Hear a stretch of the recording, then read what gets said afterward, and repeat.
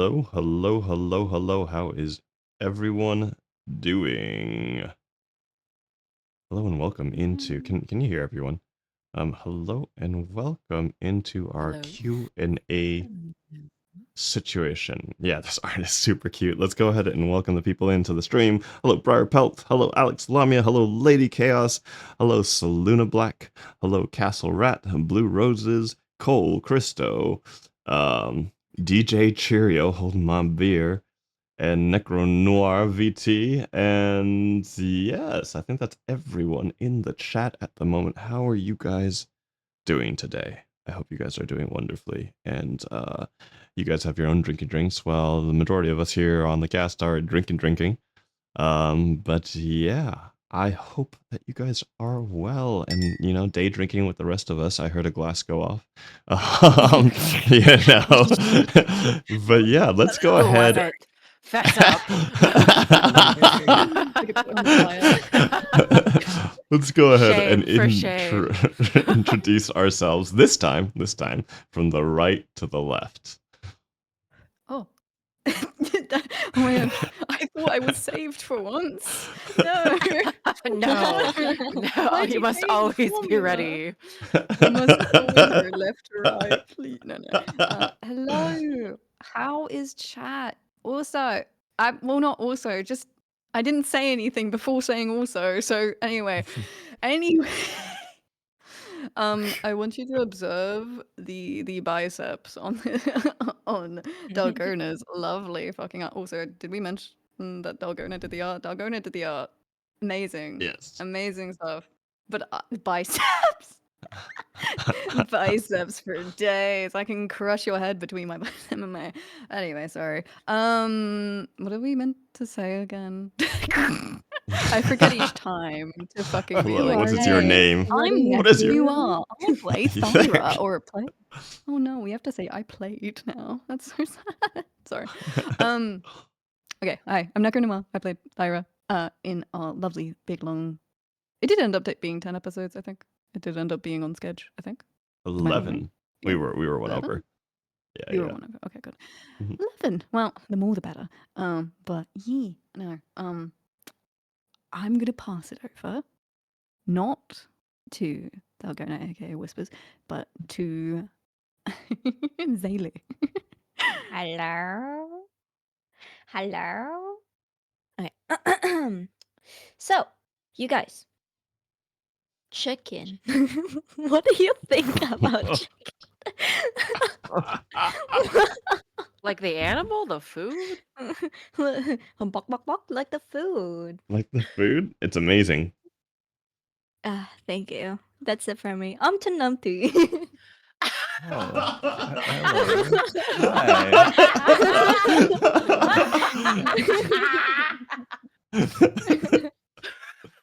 Hi. Yes, I am Numpty. Hello, it is me. Chicken is pretty good. I would have to say, Saley.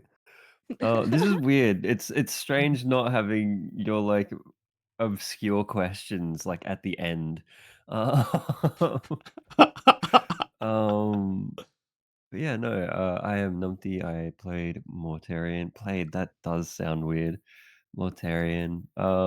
And I'm ready to answer some questions. It's a little bit early for me to be doing some drinkies, but maybe we'll see. We'll see. Maybe I'll hop up and go grab some drinkies in the middle of the stream. Join us. Just a little sippy sip. Come to the dark side, Numpty.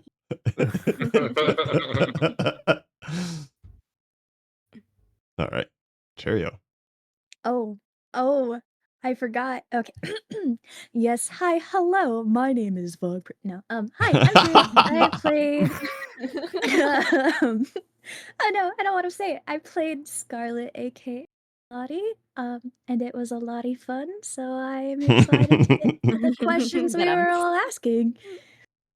Yeah. Anyway, Dalgona, please take it away. Oh man, okay. Canonically sized Chirio, yes, correct. Canonically very tiny and with bug legs. Wow. Wow. Wow. My heart is broken. Also canonical.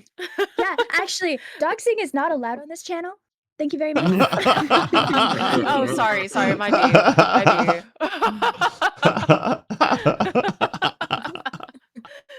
Oh, but yep, we are here last time as Whispers. Yeah, it's sad to see her go. I really wish I had more time with her because I really loved playing as her. But I'm excited to answer y'all's questions. There's some good ones in the list here, so I'm excited to get to it. All right, I guess I am next left. Hello, friends. It is Dom. I was the DM for this lovely game, and am now the moderator of our Q&A. Thank you guys for coming in. I love running these Q&A post games. Usually I do it just for my players, but of course now we are opening it up also to the audience. So we have a list of questions here. If you do have questions, feel free to write them in the sidebar. Same players, obviously. If you have questions that come up as we discuss things, feel free to just ask them. This is I'm saying moderator, but this is a chill gathering of friends who are having drinks and talking about D&D and a game that we all really enjoyed playing. So, chat, thank you for coming along with us, and I'll pass it over to Vog. Once again, I'm Vog Persona. I'm in the middle of a drink because I did not expect that and I almost choked. It's very canonical, seeing as I'm the only person in the artwork drinking liquor at the moment. But also, do you guys not love this art? Can we give a huge shout out to King Chewy, aka Dalgona, aka was Whispers, for putting together this art for us to join you in a round question fireplace kind of setting to have some chill drinks and yeah, I'm looking forward to this Q&A. If you don't know me, this is Vog Persona, aka Caldwell, who is everybody's favorite character from beginning to end and not questionable at all at any point in any time. You know what I mean? You know what I mean. With that said, this is going to be our Q&A. Please, like Dom said, please leave your questions on the side, and we'll go through this, and I hope you have a wonderful time as we, of course, will as well. Go ahead, Dom.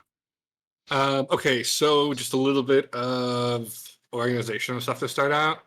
The way we've structured these questions are we're going to start talking about the pregame, and then we're going to move basically from the first session to when you guys left Zelhakar, and then we're going to do the rest of the game, and then at the very end, we're going to have some reflections back into sort of what the game was like, how we played it. There are serious questions, there are fun questions in here. I've tried to organize them so that I'm not talking the whole time, but we'll just go ahead and get started. So one of the questions I got a lot about was who was the big bad evil guy of this campaign? And I think in the end, the answer is the Silver-Eyed Elf, whose name you guys never even found out, but was Sylvanus Faustus, who was a Principate Archmage. This is the Silver Elf guy who butchered Lilas in what was probably the mid-season finale of our campaign. The biggest question I got is, what was his connection with Veritor and Blackheart Braxton? And the answer is that he was the puppet master behind this entire event. The Resurrection of Thalassics was all based on his orders. And actually, Braxton and Lucius had been collecting the seals for quite some time. We'll go into it later, but this has been something that's been going on for almost 30 years, this collecting of the seals to free Thalassics. So yeah, that's who that was. It is someone far too powerful for the party to fight. But I really wanted a good, powerful villain in this. So yeah, that's the connection between those three characters. For the players, what were everyone's original concepts for their characters, and how did they change throughout the campaign? So why don't we just start all the way to the left with Dalgona, and then we'll sort of go left to right. Oh, okay. So, well, okay, so I mean, my initial concept when I heard pirate campaign was Seagull Aarakocra, and I was just going to scream at people. That was my first instinct. Um, and then Dom was like, "Actually, we already have a bird in the campaign." I Sorry. was like, "Damn it, my bit was stolen." So someone got my bit already. But yes, so afterwards, yeah, I've been wanting to play a Genasi for a little bit, and I thought that, seafaring campaigns don't really come up very often in D&D, as if you play a lot, I think and I think Genasi like fit very naturally into those kinds of settings, and so I was like, all right, let's do Genasi. And I was torn between water and air. Obviously, I ended up going with air. Um, but yeah, so I think the biggest change was that I originally conceived her as this very like pop Ariana Grande, like kind of starlet um sort of situation where she was going to be a lot more like she was gonna have like a Valley Girl accent. She's gonna be like, "Oh my God, I'm so excited to be here." um, and then throughout, the character creation process, talking everything over with Dom, she obviously became a much more like staid sort of like serious character. But uh I wanted to keep the quote unquote like airheaded aspect of her, but that it ended up becoming like a coping mechanism where she was like, I am good at making people think that I'm not very smart. And I do that because that's how I get around in the world is yeah, people distrust me, and if I make myself seem stupid, they're going to be less wary of me. So that was, I think, the biggest change. I love how Whispers ended. I'm not gonna lie. I don't think I could picture her as Valley Girl.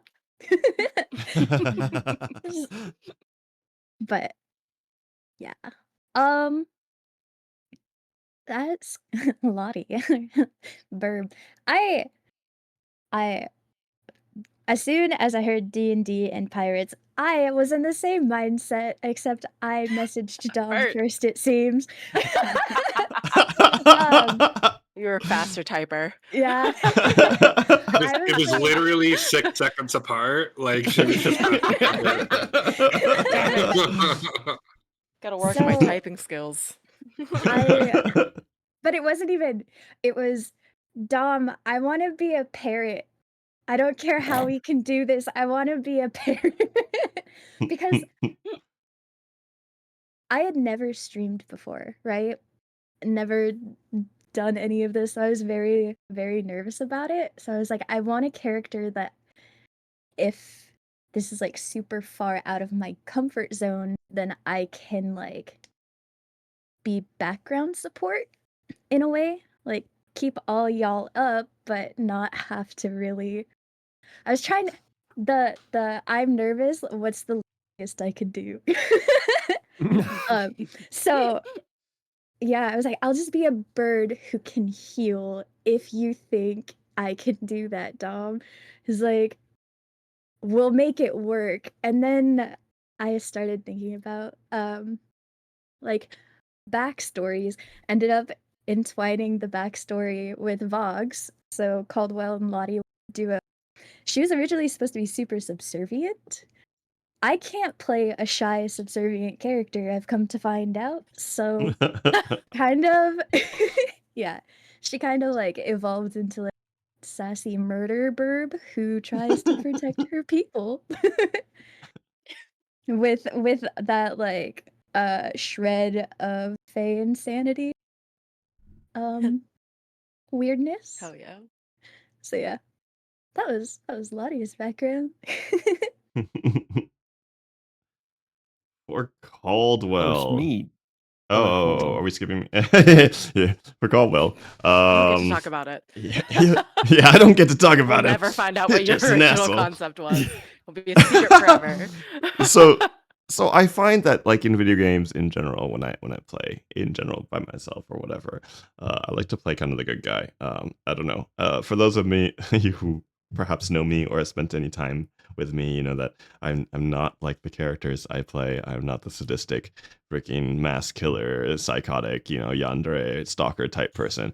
At least I'd like Or is you he? guys to think that. I'd like you guys to think that. You know what I mean? So I usually and he stalks me IRL. Yes, it's very true.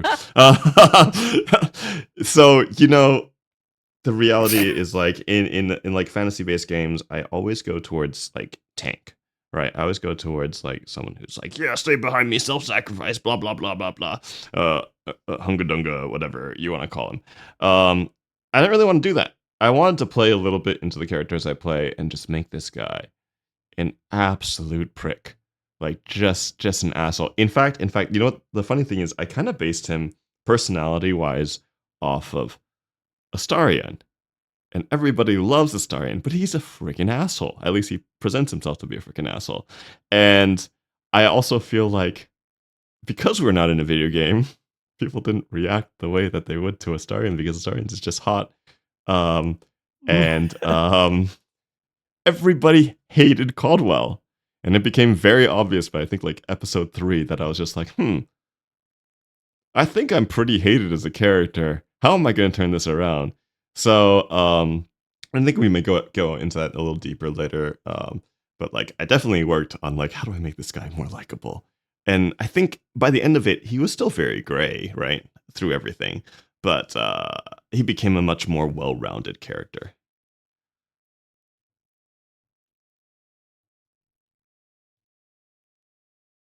All right, Mortarian. Now it's me. Um, yeah, no. My original concept was not Mortarian. It was actually very similar to Whispers. I was going to try and make a character that was essentially like a noble who got told like pretty much got grown like as he grew up was told you know you have to make a legacy, like that's all we have, you know, when we pass, everything like that, like the typical sort of noble thing. And then because I think I was the last person to get my character idea to Dom, and he was like, oh, we actually have that, and I was like, oh shit. So We could have um been Nepo babies together. yeah, we could have Missed opportunity. yes, yes.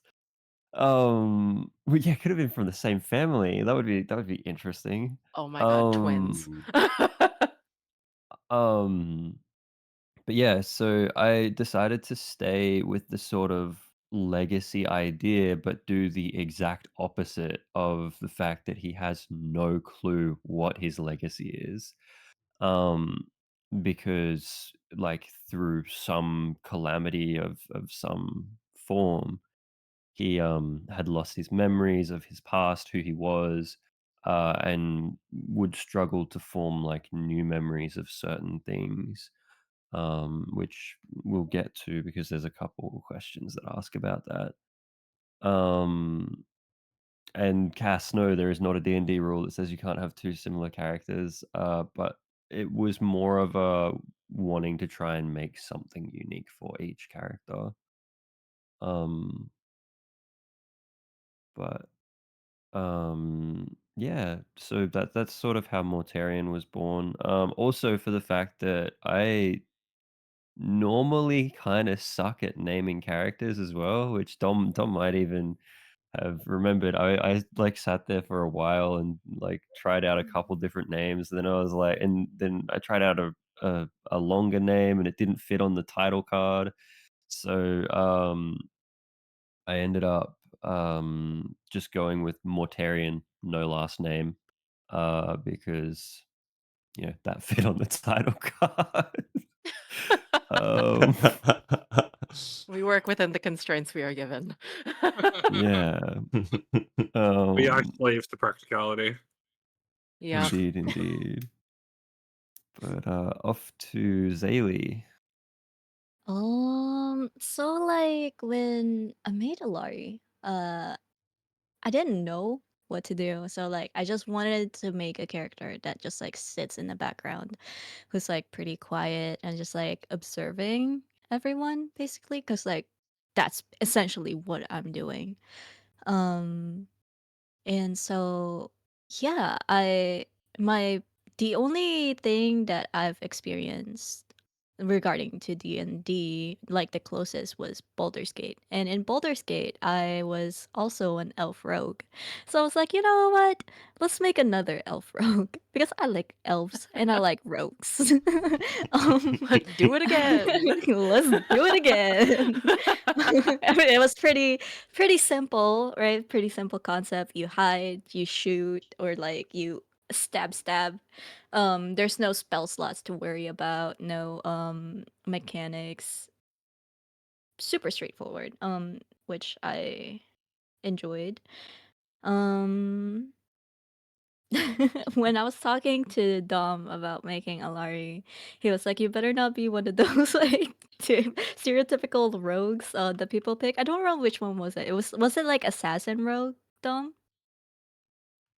I don't remember. I don't remember like what subclass. I do remember like being like, hey, like please don't be just like that dark and kind of like sus rogue who like has a ton of trauma and is just like, I'm an edgelord. I'm an edge I don't trust anybody. I'm a loner. Yeah. So yeah, so Laurie became a soul knife. Because I thought soul knife kit was really cool, but like I didn't read that much into like what that entailed, like with all the psionic stuff. But yeah, that was the vision for Alarie. I don't think I had any original concept. I just basically just went to the very first concept I thought with and then just rolled with it. Basically. But yeah, that's it for Alarie. Onto Neko Noir. Neko. um, honestly, okay. So first off, I like to make. Not okay. I don't make a lot of D&D characters in my spare time, but I do get like hyper focused sometimes on like one concept for like a really long time. So I had like a couple which I was thinking to do, and then one was like a warlock, pretty simple warlock story honestly, but didn't I was like that doesn't fit. One was like a cowgirl where I was like thinking like can I like change her into working for this or like something that I like as well. So she was like a cowboy, western. And I was like, let me take that literally. Let me take that literally for a second. No, I also saw like I also saw some I was like just surfing stuff and I saw some art of like Minotaur barbarians where like it was like this female Minotaur, very similar looking to my own, where it like in a gladiatory like ring. I was like, oh, okay, that's good because I've never played a barbarian, and I was like, ooh, I think I'd like to smash things. I think I'd like to do that. Um, but yeah, she didn't honestly change too much. She was always meant. Okay. Here was the thing. I knew for a fact that. Well, I would say Whispers is not. Whispers. Well, I mean, I guess nobody here. I would say only maybe Caldwell was inherently kind of a bad person. Maybe. Like Probably. if we're talking literally being a bad person, a pirate, right? They usually kill people. They do they do all that. They steal. Not Yeah, as in yeah. like like or morally gray. I knew everyone would probably choose either morally gray or evil. So I was like, okay, I want a good character. I want a good character. There were more like I think Whispers, for example. I don't think she did a harmful thing the whole time. So I had less conflict than I thought I would. I thought it would literally be like Thyra pretty much fighting everyone to do good things. because I was like, oh, that'd be funny. But I think in hindsight, she probably would have died had that been the case. I feel like in character, if everyone else was evil, they would have probably just tried to kill her. Or maybe she would have killed. I don't know. What could have happened, you know? What could have happened? But no, she didn't change that much. I think. Oh yeah, there was a time where I was thinking whether she should be full Minotaur, but chose against that for reasons. For reasons. We'll go unmentioned. No, no. I think that's pretty much it. Yeah, my character didn't change a lot from concept. Perfect. Yeah. Mm. Character creation was really interesting for this campaign. I also, for those of you who haven't played D&D, every DM leads character creation differently. I definitely believe in like iterating with my players over and over again, to try to get them something that fits for them, fits for the story, fits for the world. And so, Cass had a question about is there a D&D rule that says you can have two similar characters? There's not. What was really important for me was for everyone in the cast to feel like their own unique character, and I think we really accomplished that. I feel like when there are some stereotypes in D&D that people play a lot of, right? It's like the dispossessed noble. That's very much like a stereotype, and obviously Whispers had a really interesting take on it. But a lot of times like people will be like, oh yes, like I'm the scion of a noble house who was disowned because I was too rowdy or I had powers or something. And it's like, okay, well, like, I've seen a dozen of those. Let's see something more interesting. And certainly like, Alarie, for example, we didn't go too into it. Maybe there's a question later, but she also had a very similar like dispossessed noble backstory, although hers had kind of a take on it as well. I just think having diversity in your party is really important because it lets the players play off of each other. Okay. Next question specifically is for you, Noir. Can you talk a bit more about Thyra's time as a gladiator pre-campaign?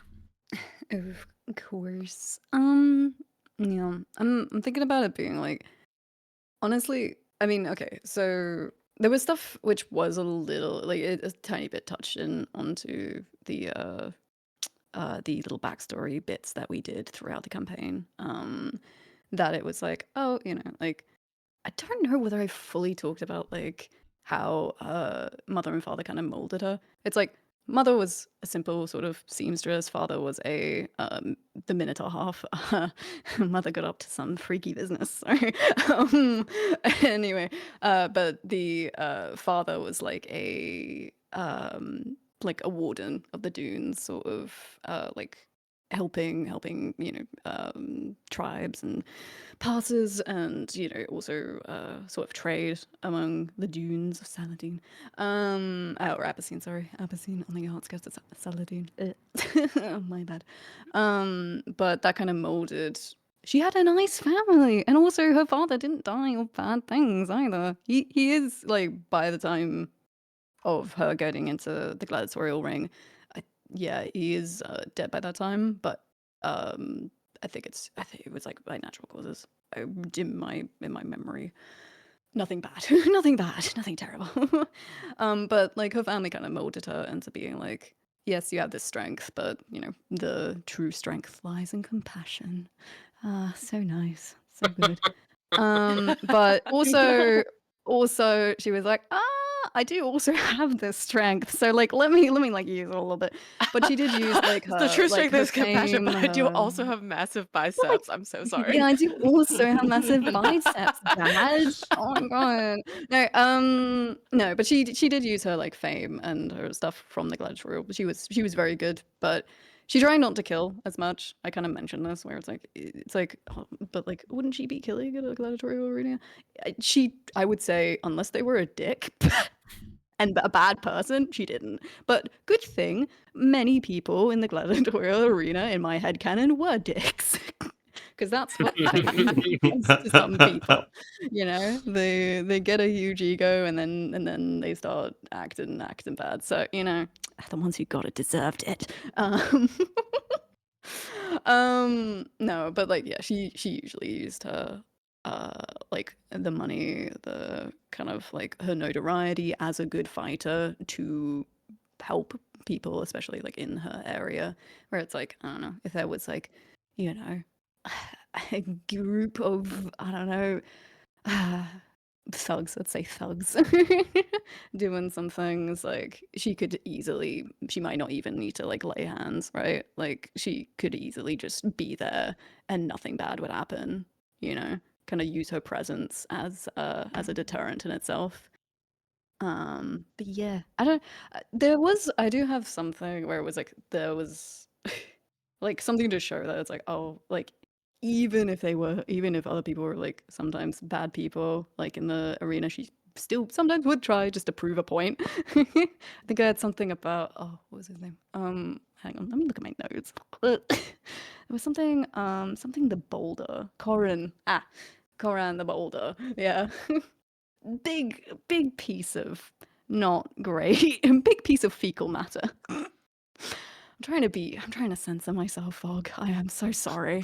I really am. The British is coming out in me where I just This want is to say Twitch. swears. You can call him a shitbag. A big piece of fecal matter. But still, yeah, like still even there, it's like, yeah, trying to prove a point by not killing him like in the arena. It's like, yeah. She was all about proving a point and getting, and you know, the the honor of a good fight and all that.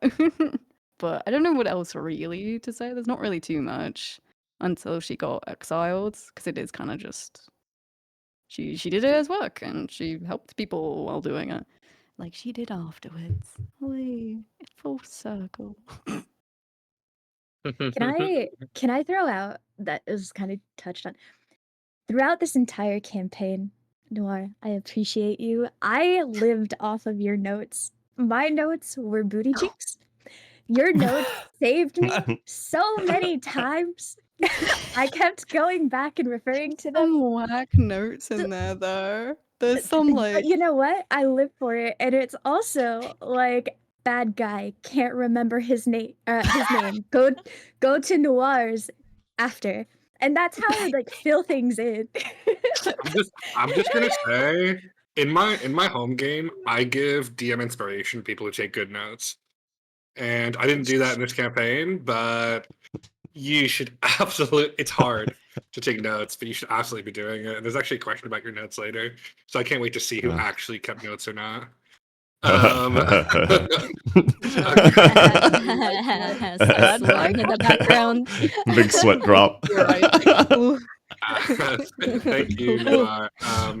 All right, moving on. So, question from Lady Chaos. Dom, do you write these campaigns yourself? And what was your favorite voice to do for this one specifically? And Dom, audio, anyone? I do write my own campaigns. For those of you who maybe don't know a lot about D&D, there are pre-made campaigns available that are much easier to run. There's nothing wrong with doing that. I just the real satisfaction for me is to create a world from my head. And so this particular campaign was running the same world my home game campaign is running, which is called Atlas, and it's been running for almost 6 years now through 2 campaigns.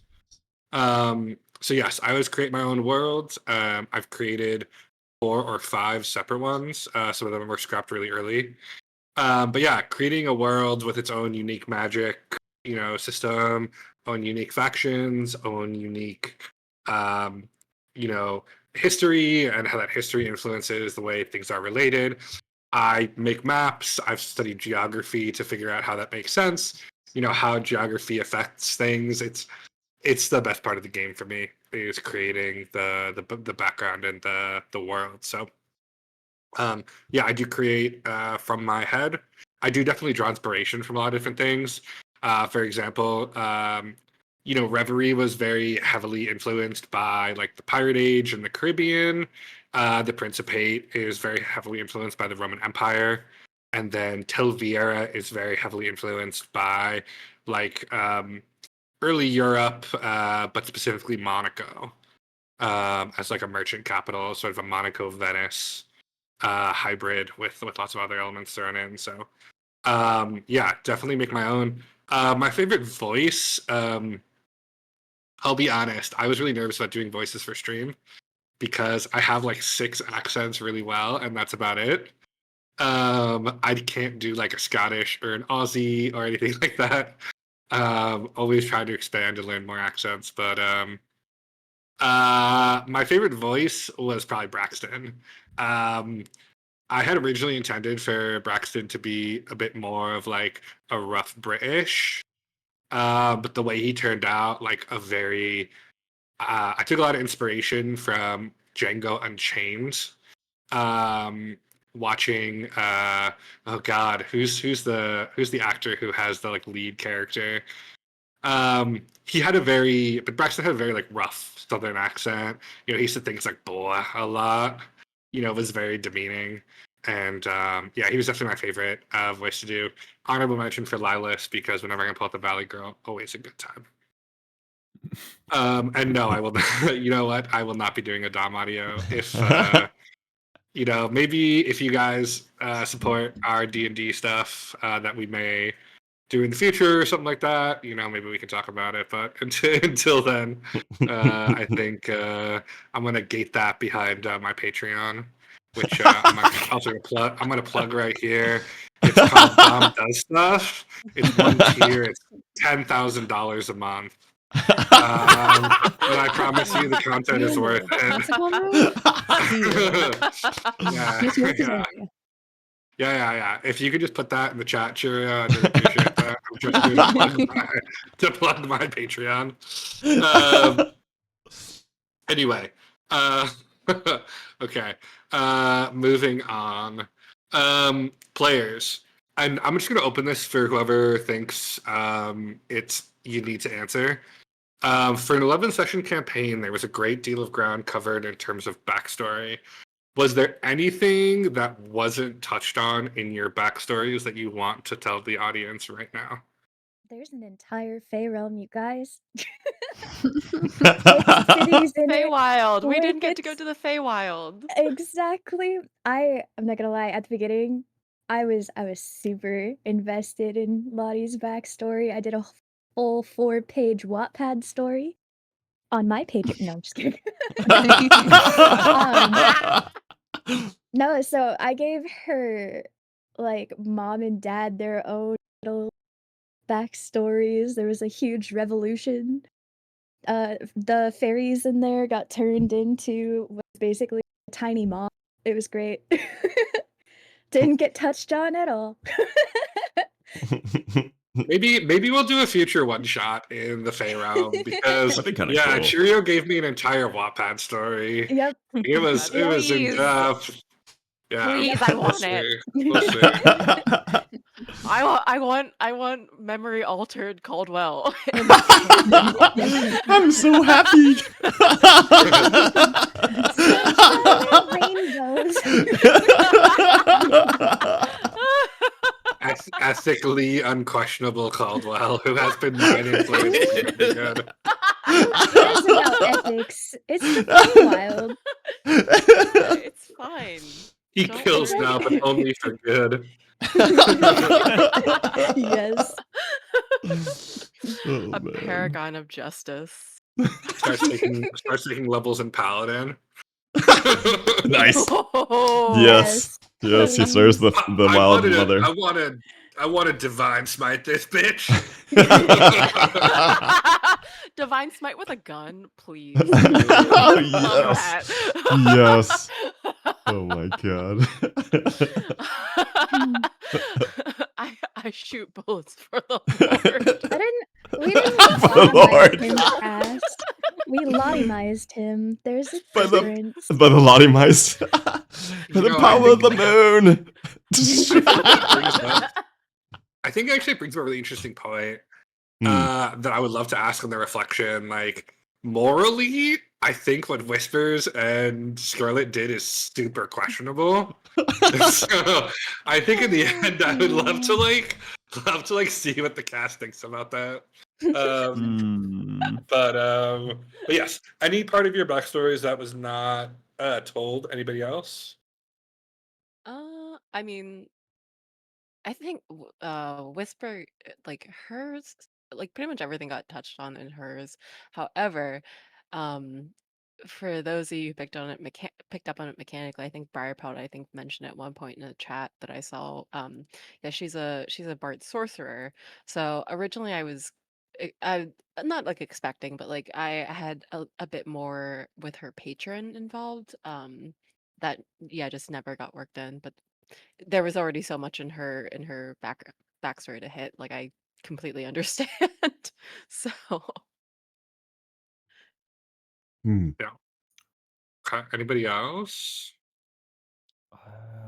I think there was like most of my backstory that I had written got touched on. There was like um a tiny, tiny, tiny bit where I think it did get mentioned a couple times, but it wasn't really explored too much.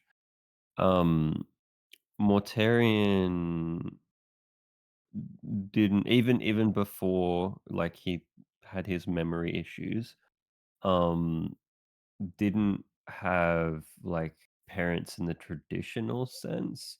He sort of got left in the care of someone else, and like he could remember his parents' faces, but yeah, he got left in the care of someone else, and there wasn't really much that we touched on about that, but that's because he can't remember things. So um, but it was yeah, there was I think the way that I wrote it because you had multiple districts to tell Vieira, Mhm. and I specifically picked the one that was like, it was like you had like the noble district, and then you had like the lower districts, and then there was one that was sort of like hidden. I mean, there was lots of other ones, but there's one that was like hidden in between the two of them.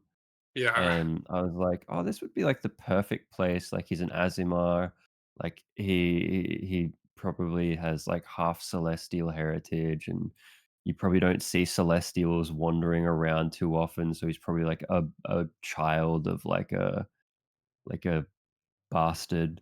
Um, you know, maybe they've, like, left him at the door of this person because he's a bastard. Mhm. Um, yeah. But that was not really that important for the story anyway, to be honest. It was just Yeah. a bit of backstory. Yeah. I mean, I feel like we touched on a ton of important stuff in the story, but obviously, like in 11 sessions, we can't get through everything. Usually, Yeah. my D&D games run like 300 sessions, so even to fit everything in 11 was pretty wild. Um, but anybody else? Okay, hearing Caldwell none. was Will go ahead, Kawa. Caldwell was the main character, so obviously everything got touched on. You know. Right. Right. Right. Uh, I think we can all agree, and can we get W's in chat for this? That Caldwell was the least liked character, and thus not the main No, character. no, no, no. But Beloved, perhaps beloved, the villain. Actually, beloved, most loved character. Um, I will say, Dom, you did a great job fitting everybody's backstory in such little time. Like Mm. Oh everybody at yeah. least got a little bit of like absolutely. recognition or had their own. Yeah, six players. So, Woo. yeah, hmm. I don't know yeah. if you can hear it, but applause. Yeah. Thank you Clap, guys. clap, Thank clap, you clap, guys. clap, clap, clap. Yeah, obviously not easy. But it was really important to me that even in the shorter campaign and even in the broadness of everything that was going on, that there was enough that everyone felt, personally invested. And in the end, D&D is really collaborative storytelling, guys. So like, if I don't take, I feel like it's my job to take as the DM what you guys give and create with it. All right. Mortarian. This is a good one. I don't think a lot of people know. Mortarian had a lot of trouble remembering names. Can you expound on exactly why this is? So there's like a in-universe reason, and there's also an out-of-universe reason for that. Love it. Give us both. Um, so in universe, I think this is going to be part of another question later as well. His patron is Shah. I mean, one of Obviously. Shah's things is about like, forgetfulness and like that sort of obscured information sort of thing. Mhm. That actually sort of got built up through the story.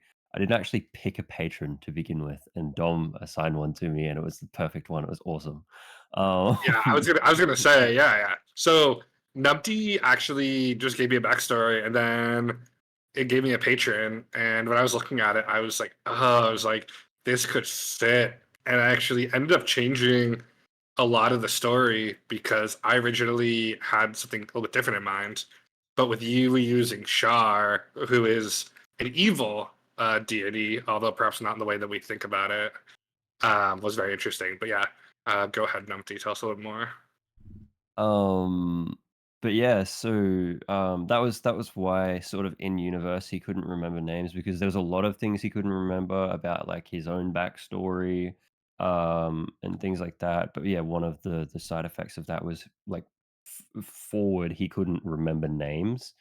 Um, and Chirio is actually almost correct with her comment of the he didn't want to remember names. It's not that he didn't want to remember names. The out of world reason for that is because in real life I really struggle to remember people's names. I can hear someone say their name to me like multiple times like over the course of a month and still not remember it. Um Oof. and um, and it's not for lack of wanting to know their name or like lack of trying. I actually just can't remember names, which is really funny because I think there's another question later on that sort of addresses what I was about to say. But when I do remember someone's name, I, like, don't forget it and, like, will use it in specific contexts, and that was, like, kind of hard because I'd remembered the characters' names, and it was, very hard to continue, like, not using them. Yeah. So So, yeah. basically, we should all be honored that you remember any of us at any given time. Yes. Yep. Yeah, definitely. That's what you should get out of that. Yeah. Special. Ooh. Uh, okay. Thank you, Numpty, for that honest answer. And also, I feel that a million times. So, okay. This is sort of a more question. I'm gonna direct a VOD, but I will also answer. What inspired us to stream D&D in general? Like, how did this Ooh. all come about? I feel like in order to get into that, we have to like go rewind to like the beginning of our friendship almost. Oh, speaking about names, I still have problems with Dom's name, and I've known him in real life for like 3 years. So Longer, bro. It's been almost 4 years. yeah, Yeah. I still He- just remember him by Dom, or whatever other online moniker at the time. So yeah, it's probably because we don't use our real names often. I mean, he'll call me by my real name often enough because he, isn't terrible as a friend. But me, no, I most of the time it takes me a bit yeah. to remember it, like actual brain power. We'll be out and he'll like address me by like my online handle. And I'll be like, man, like this is like weird. Like please just use my name. Like I've known you for years. Dom the funky Homo sapien. Uh, Yeah. yeah. So I guess if we were to rewind to like our early relationship, I'd never played D&D, and this is also a combo question with Chaos's question earlier. How long have I been playing D&D? I've not. This aside from the one shot that myself, Nor and Doobie ran some time ago before this campaign. That was my first experience with D&D, and uh when him and I were hanging out, he was like, "Oh, this is what I do creatively for fun." And he was like building a map, and I was like, Nerd. No, not actually. I was like, that's pretty cool. I've just never got into it. I've never had the chance or never had the opportunity, but it was interesting, and I was curious about it, and I was like, well, this looks like a lot, but I'm willing to explore it. So really, like the first chance, I guess not the first chance, but the first time, I was like, wow, all these people around me seem to like be interested in this D&D thing, and I've never experienced it. Why not just throw myself in the fire and let's do it at stream? And I guess Dom, you can take it from there. Yeah, that's kind of what happened. Vogue approached me. I found myself with a good amount of free time right now, and he approached me and he was like, "Hey, how do you feel about streaming D&D?" And I was initially, to be honest, chat, like very reluctant to commit the sort of time because running a D&D game is absolutely like a labor of love, and I think we streamed for 44 hours. Which is a ton, of course, a huge time commitment already. But then I typically spend anywhere from 2 to 3 hours in prep for every hour we play. And so when you expound that, that's like 140 to 160 hours of my time, even just for this short, like 10 session game. But I'm really passionate about D&D. I've been doing it for 15 years, and obviously, like one of the real pleasures as a DM is to work with incredibly talented people. I feel like being a DM is very much like writing a movie. Like you build this vision, but then it's really the actors who bring it to life. And so I couldn't really turn down the chance to work with such a talented cast. And yeah, that's really, really, really what sold me is the people. I thought, we have a mix between people who are, obviously very skilled VAs, people who are just, like me, normal people who go around. And, I think that mix and this group of people was really the ideal. And yeah, wouldn't change a single thing about the cast or how it came about. My only regret is, of course, I wish we could do more if I had unlimited time and did not need to work. But yeah, that's basically how D&D came about. We talked about it, and I was like, okay, I'll run something, we can stream it. And then, yeah, from there, it was really just who was going to be in it and what, like, technically how we were going to handle it. But yeah, that's about it. Okay. The last question I have for sort of like the pre-stream is for those of you who don't know, we did like a we call it session 0. And a session 0 is basically one to lay out like rules for sort of like my expectations, how I'm going to run the game, and then the actual stuff happened during it as well to sort of get the characters to the starting area. So I guess can one person from each side sort of talk about session 0 and what was in it and sort of what happened off stream? I'm gonna thirst too much if I talk about it, so it's probably good not for me to talk about. I almost forgot about that character. Oh, Not gonna you lie. forgot about her? Okay, maybe I should talk about that. Oh yeah, Yes, that's you right. are. I By the way, we remember now. were Yeah, You you are, spoke go first. ahead, Go go for ahead. it. we were split into groups of Vogue, myself, Numpty, and Dalgona, Chirio, and Zaylu. So those are the groups. But I don't know. I guess I've self-appointed at this point. Yeah, you Okay, let me did. think of like a TLDR right now.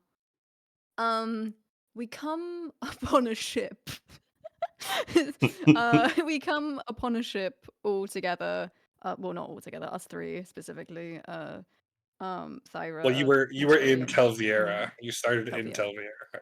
No, you're good. You're good. Fill in the blanks while I Yeah, while I do that I got you. I TLDR. got you, bro. I got you. Actually, I think I have my notes in another document, which I can't find. So I'm just gonna go with my brain. But there's this just this the most gorgeous, amazing, beautiful, ethereal, just big. um, uh, what are they called? Leon? Wait, Leonins. Leona. Leonin. Thank you. I was gonna call. I was Yeah, gonna say yeah, Leonin yeah, or yeah. something. Yep. Leonin. He was Ah, a Leonin captain. Can we see yeah, it? and Dom fucking killed her. My wife. He took Ah, my wife away from me. Yeah, no. And then Caldwell The pilfered a dead corpse. That's true. Yeah. That's true. yeah. So yeah. I forget what it was. What was it, Dom, that A caused the ship pendant. to go over? This is Was it a a storm, storm? right? I think so. I'm pretty sure it Tom? was a storm to make it go over. That's fine. Yeah. No, but we capsize. We get on a little island. We try to find like a way to, find like outside, get someone to save us from the island. We get to like, we see a big lighthouse in the distance, so that's the point we go to. Little did we know, upon stumbling in there, we'd be fighting a big plant monster. Um, some fighting later. I think Caldwell does a backflip off the top of a thing. I don't know. That's my Yep. memory of it. Off You Confirms. did of like something a cool with the flint lock. gantry. Yeah, you were like Yeah, above, right? yeah, I got the final hit, and you know how he's like, how Dom is usually like, how do you want to do this? And we're like, I'm gonna make this super ridiculous. They were both really struggling down there, and I was like way up in safety, so I like I got do like a eaten. backflip, and I wink at Mortarian, and I fire my last shot through the. It's just like super unnecessary, like. you wink at Mortarian. Yeah. Mortarian's not looking. Yeah. I was kind of inside the plant. Yeah, I had also needed to like teleport outside. Like I got grappled immediately, so I was like, okay, I'm gonna leave. I'm gonna leave and get some distance. But yeah, that happens. I kind of forget what happened. I think we do successfully make a signal, and then we go like out. Maybe like we go out. Don't we get on a different ship? I believe, and then we see the other one, or is it that the Braxton's ship comes along? I'm trying. No, not Lucius Veritors. Oh, I Lucius. think. Yeah. Sorry. I'm trying to That remember. guy. No. Okay, so it was the other. So yeah, so you guys, when you like finished the lighthouse, so you guys were in the Shattered Teeth, which is like a part of the world that's like abandoned, and you saw a ship in the distance, and then when they came up, it was Lucius Veritor's vessel, and then obviously he captured you, and that's how you guys got captured in the beginning. Yeah. And that's why we Hmm. were in Yeah. the hull of the ship at the very beginning. Yeah, and canonically, they were captured about I think like 2.5 weeks before the start of the campaign, so they had been in prison for a while already. Oh, But Here's an then image, by the way, of the Lionel. There it is. yes. Oh my why would you bring that up? Why would you bring that up? Somebody asked for it, so now I'm gonna I delete wanted it. to Bye see. forever. Specifically requested. Are we respectfully looking for it? Also, just wanted to say I think Chaos asked if Thyra was asked to squish a watermelon with her thighs / biceps, do you think she'd do it? Yes, if she was challenged. If you specifically said like, I bet you can't do this, and she'd be like, bet, you know. I feel like she wouldn't He do it. absolutely did it in the ring before. Yeah. It's a show of Yeah. strength. but it wasn't Like, a watermelon. absolutely, if it was challenged. It was maybe someone's it's head. like- It was someone's head. No. Tomato, Anyway. tomato. Let's pass it over to the other side. Okay. So I guess I'll go because I took notes. So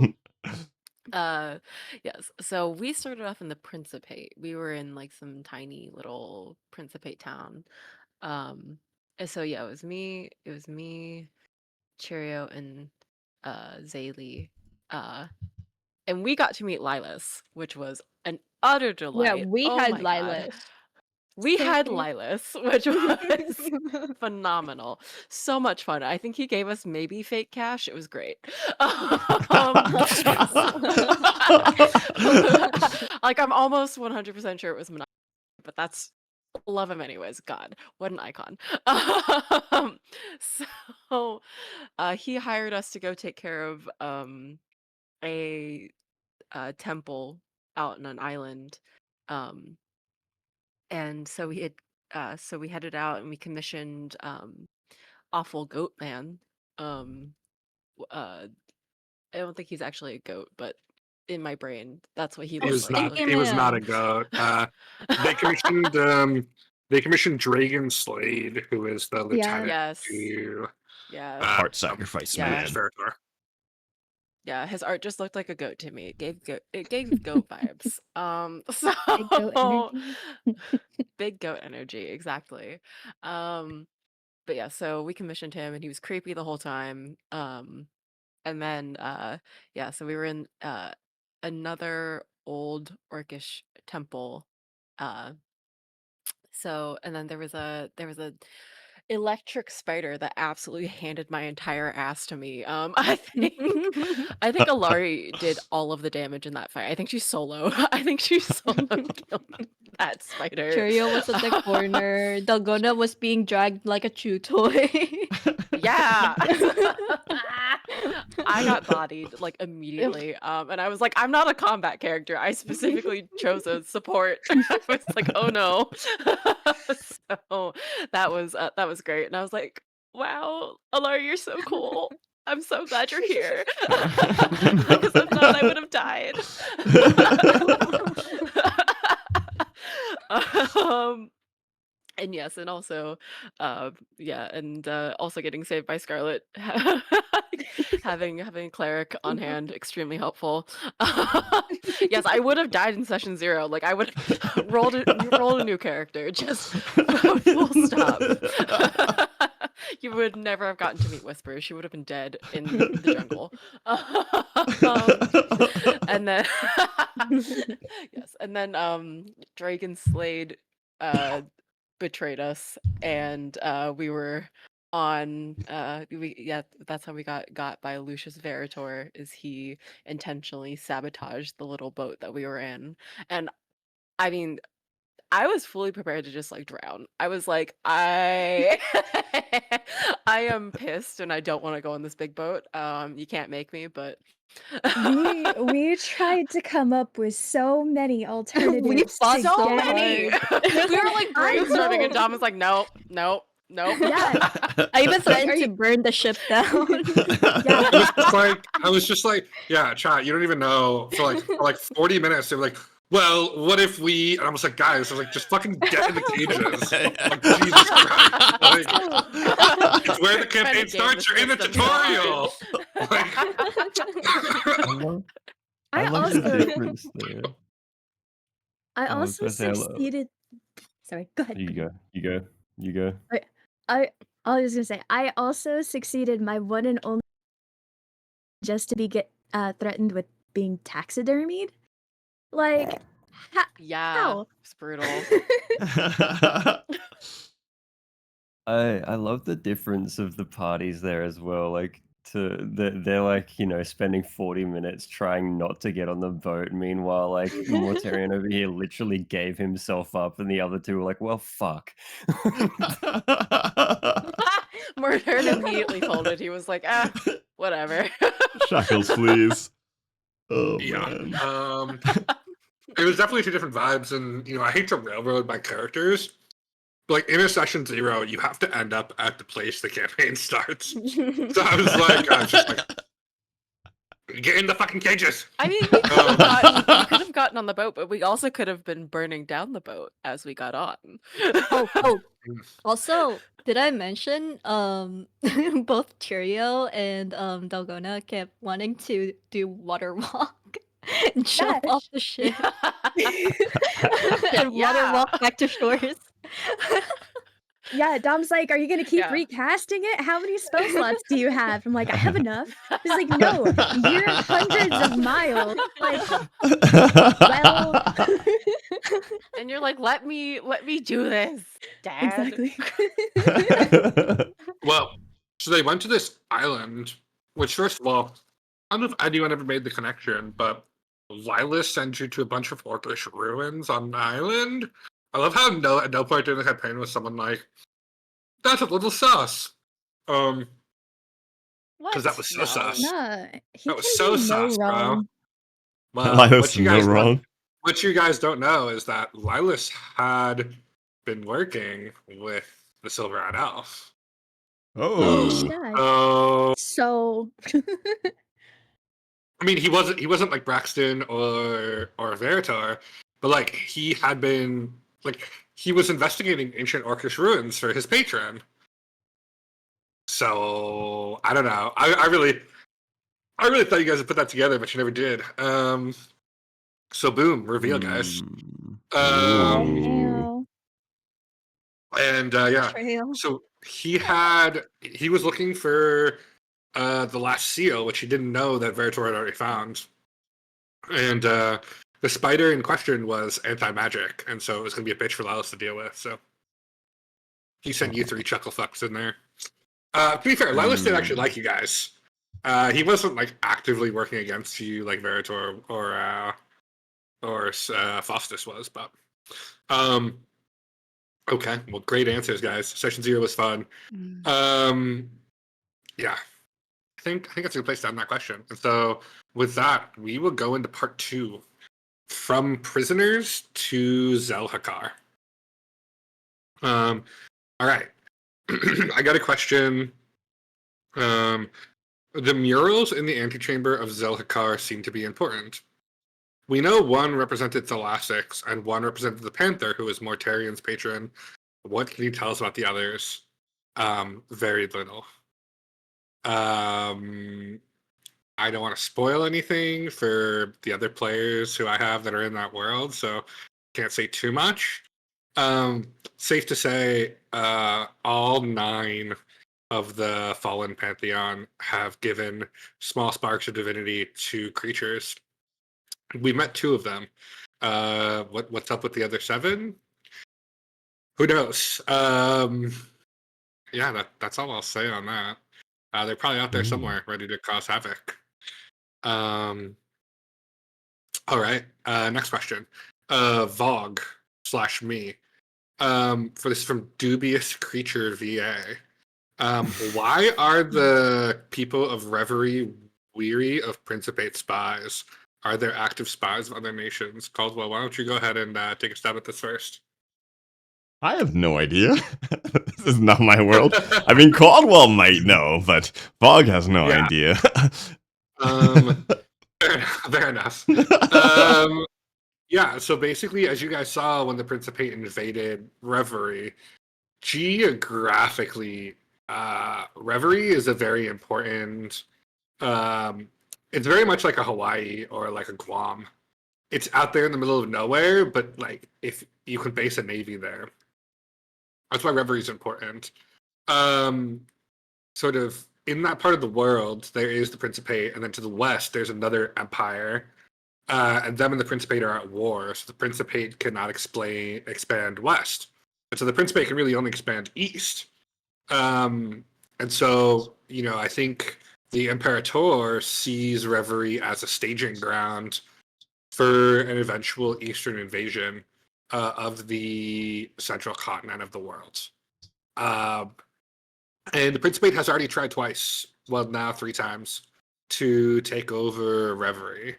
And so, the Reverians are right to fear the Principate, as we saw in the actual plot of this mini campaign. Are there active spies of other nations? For sure. For sure. Lady Avora in particular, it is perhaps not as loyal to Reverie as people wish she was. Yeah, for sure. Some of the pirate captains have alternate loyalties. There are definitely spies from other nations in Reverie, just because, once again, very geographically advantageous. So yeah, that's why they're weary of Principate spies. It's sort of like, imagine if you're in the Caribbean and some guy is like an old English army officer. You're like, hey, fuck you. Like, we don't trust you. You know, you're gonna lead the privateers right to us. I have a question based on that. Since Lady Avora was asking Caldwell to back her uh as Cannon King was the Cannon point, so King. she could take over, yeah, to basically hand Reverie over to Telviera. I mean, sorry, Principate. No. Avora is not loyal to the Principate. She's loyal to another power. Oh, Um, interesting. yeah, Braxton was sort of the Principate candidate. Got it. Evora has loyalties elsewhere. Interesting. So, yeah. And then, of course, Greylock and Torek are just loyal to, you know, themselves and Reverie, and then Solara is sadly deceased. But yes. You backing her would have had a very interesting result for Reverie long term. And who knows, right, now that Caldwell's gone, who actually is running Reverie. Mm. But yes, okay. Moving on. Cast. What is your character's theme song? As people comment their theme songs, if you disagree, you think another one's better, feel free to pipe in. Why don't we start with you, Melody? Okay. So, um, this is actually something that I do as part of my character creation because I'm insane. I have a list of about 50 questions that I fill out every time that I make a character. And yeah, theme song is part of that.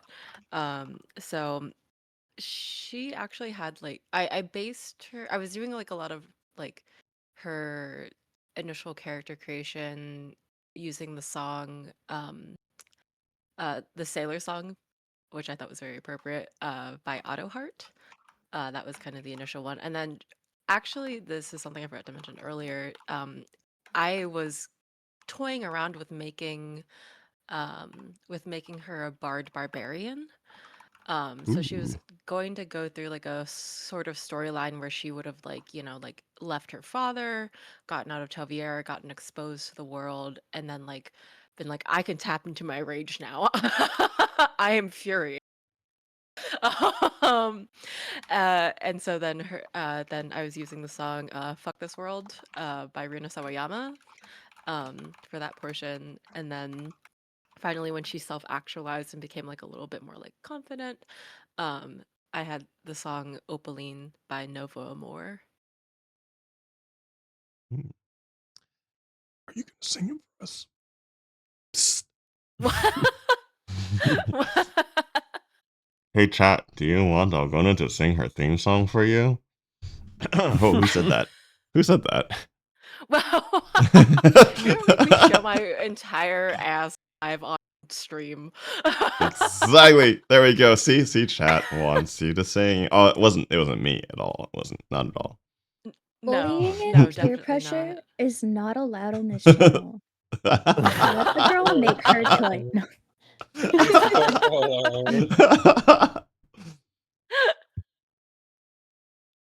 I mean, fine. I can do a snippet. I won't do the full thing because it's kind of long. But Okay. yeah. Uh, to look up the lyrics because I forget how that starts. You were just peer Okay. pressured real hard. Yeah, who wants to No, do it's this to you? plot twist. I'm a theater kid. I've been waiting for this day.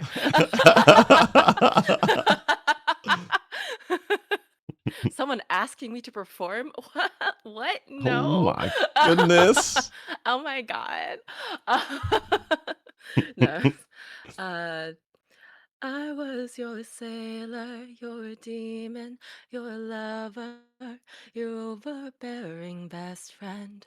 hoping for some attention. I saw through your automatic heartache. Now I know what love is. Was it downhill from here?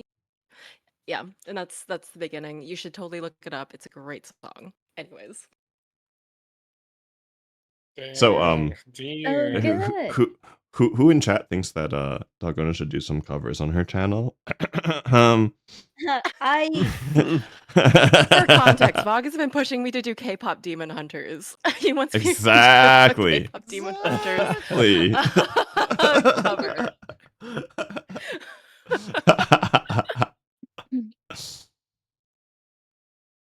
All right. All is right, it my moving on. turn? I'm sorry, the number you are trying to contact is available. Please leave your name and nah, I think okay, when she's by herself, I think Lottie would be Pray for You by Jared and the Long Road. When she's with Whispers, it's Best Friend by Saweetie.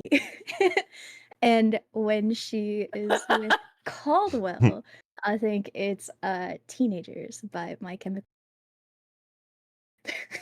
Mm. Okay.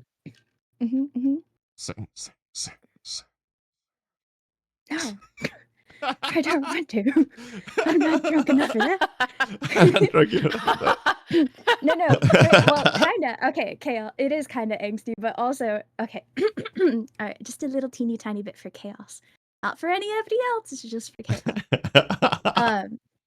So it's I pray your brakes go out running down, falls from a and knocks you in the two. I pray your birthday comes and nobody calls. I pray you're flying high. When your engine stalls, I pray all your dreams never come true. Just know wherever you are, I pray for you. Yeah, that's Yeah. her theme song. Hey. Also, Love. thank you, Anonymous, for the gifts of subs. I'm sorry, I didn't want to cut in like that with that. But yes, thank you, Chirio. Can I go last? Mortarian, go. What? What the heck? I actually was struggling to find something that would fit Mortarian. I mean, it could just be nothing. But I did happen to find one. It's a song by a couple of YouTubers actually. And it was like a Diablo 4 fan song that they made called Unholy Mother. I feel like that fits very well because of his whole dealio with Shah. Love Yeah. it. Also love Diablo 4. Not a sponsor yet. Um, awesome. Okay, Zales. Oh, okay. Hmm. It's okay if you don't have Hmm. one. Like, you could just say you don't know. Yeah, I don't really know. That's Like fair. the only song that's popping in my head right now is like Gasoline by Halsey, but I don't know if that really fits Alarie though. She exploded a ship. True.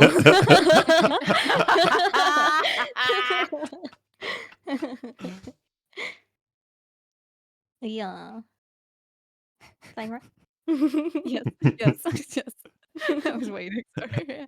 Um, I- brother, because I do a thing where actually, to be fair, I'm either like a very visual person where I see something and I'm like, ooh, let me build around that, or I hear a song and or like, oh no, okay, that was wrong to me to say that I was a very visual person. I just like that sometimes there's one thing to kick me off, but on like an idea, but like one of the main things I do is I make full playlists for every character that I make, specifically in D&D. I do also do like other ones for my hyperfixations. But like, I have like a couple. I have Dangerous, Epic the Musical, because kind of it's more of like always kind of trying to get home that's I feel like a theme. I have like 4 songs just to be like list off, but like the kind of like uh you need a mindset change for this. You cannot get away with playing safe for this. You want to get home, put it all on the line.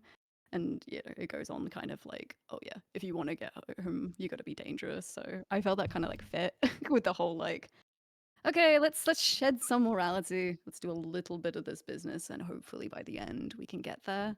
The other ones are more with like, actually no, there's only 2 others. There's Chosen by Fish in a Birdcage and Rooftop Jam by Fish in a Birdcage. Can you tell I like Fish in a Birdcage? No, but both of them, I literally just wrote down the lines of them, so I don't need to like go back and be like, oh my god, what are the lines? But like, Chosen is like, now that we're broken, we have been chosen, living our guidance, being the change, and it goes on to be like, you know, basically that whole thing of like, I feel like that fits all the characters weirdly enough. Like the whole thing of we're all broken, but somehow we've ended up in this sort of situation where it's like you gotta save the world. We have been chosen. So that like fits all the characters a little bit. And then the last one there is also just her being like, if we can change one life, I will feel complete. And I felt like that was highly, highly to do with the girl, Amira, that I, saved and kind of sacrificed my whole like livelihood for. And then, well, I mean, actually kind of in the end kind of got it back with by like sort of sticking around with her. But no, I thought those kind of 3 kind of encapsulated goals and things, goals and things quite Love that. well. All right. Yeah. Caldwell? No singing. No singing. Well, I didn't get asked. Okay, Numpty, go sing. What the hell? I Wait, need to are go we? find the song. I thought you were. Okay. No, So- Numpty didn't actually sing. okay. Oh, okay, I see.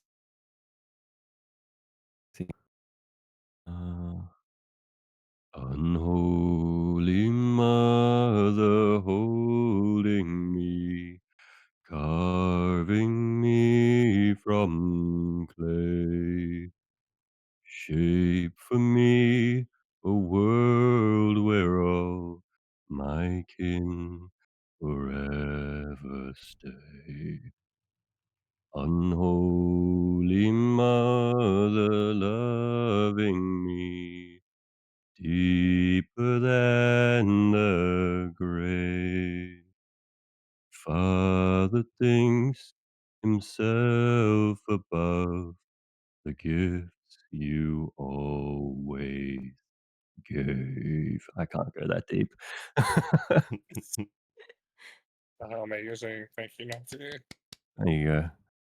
All right. Now, Caldwell, you're on the spot. What's your song? Yes, I guess I'm on the spot. Okay, so I actually gave this a little thought, and I gave it a POV. Actually, I even gave it a little bit of an RP scene in the fact that like, this is specifically from Madame Devereux to Caldwell, and I guess I'll sing it first, and then I'll define it for you guys.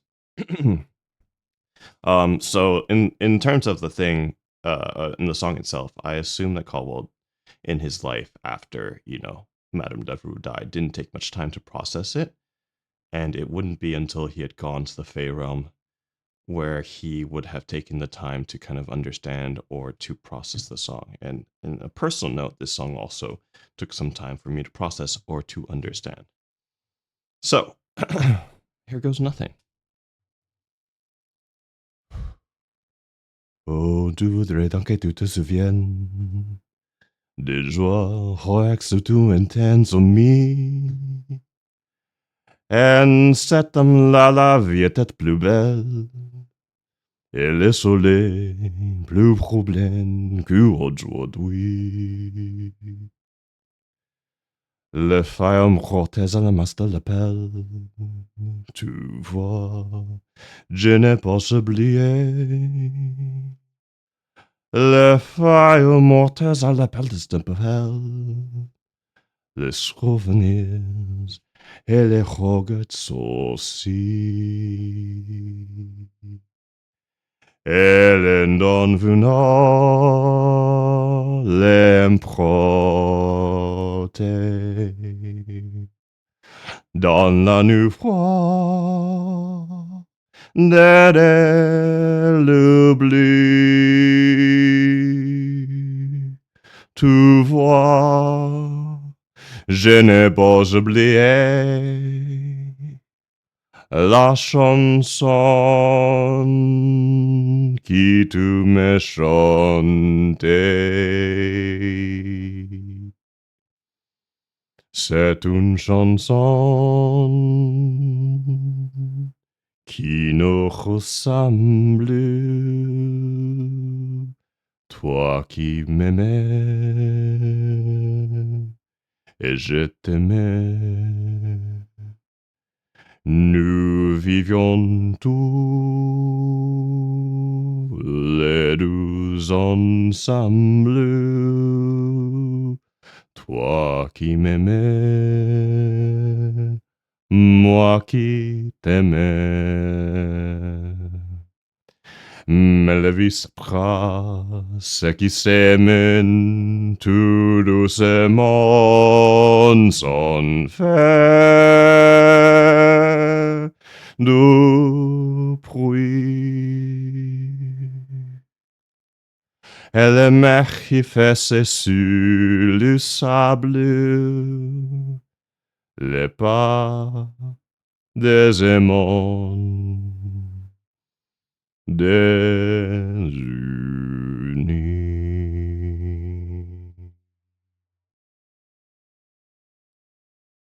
And so that song is Les Fromontes by Yves Montand.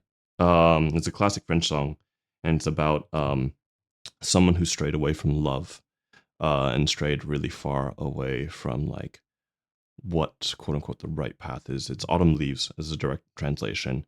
It is technically a love song between a relationship and lovers, but I thought it was fitting for Lady Devereux to have sung that for Caldwell as she saw him drift more and more away from this this path that she had wanted for him.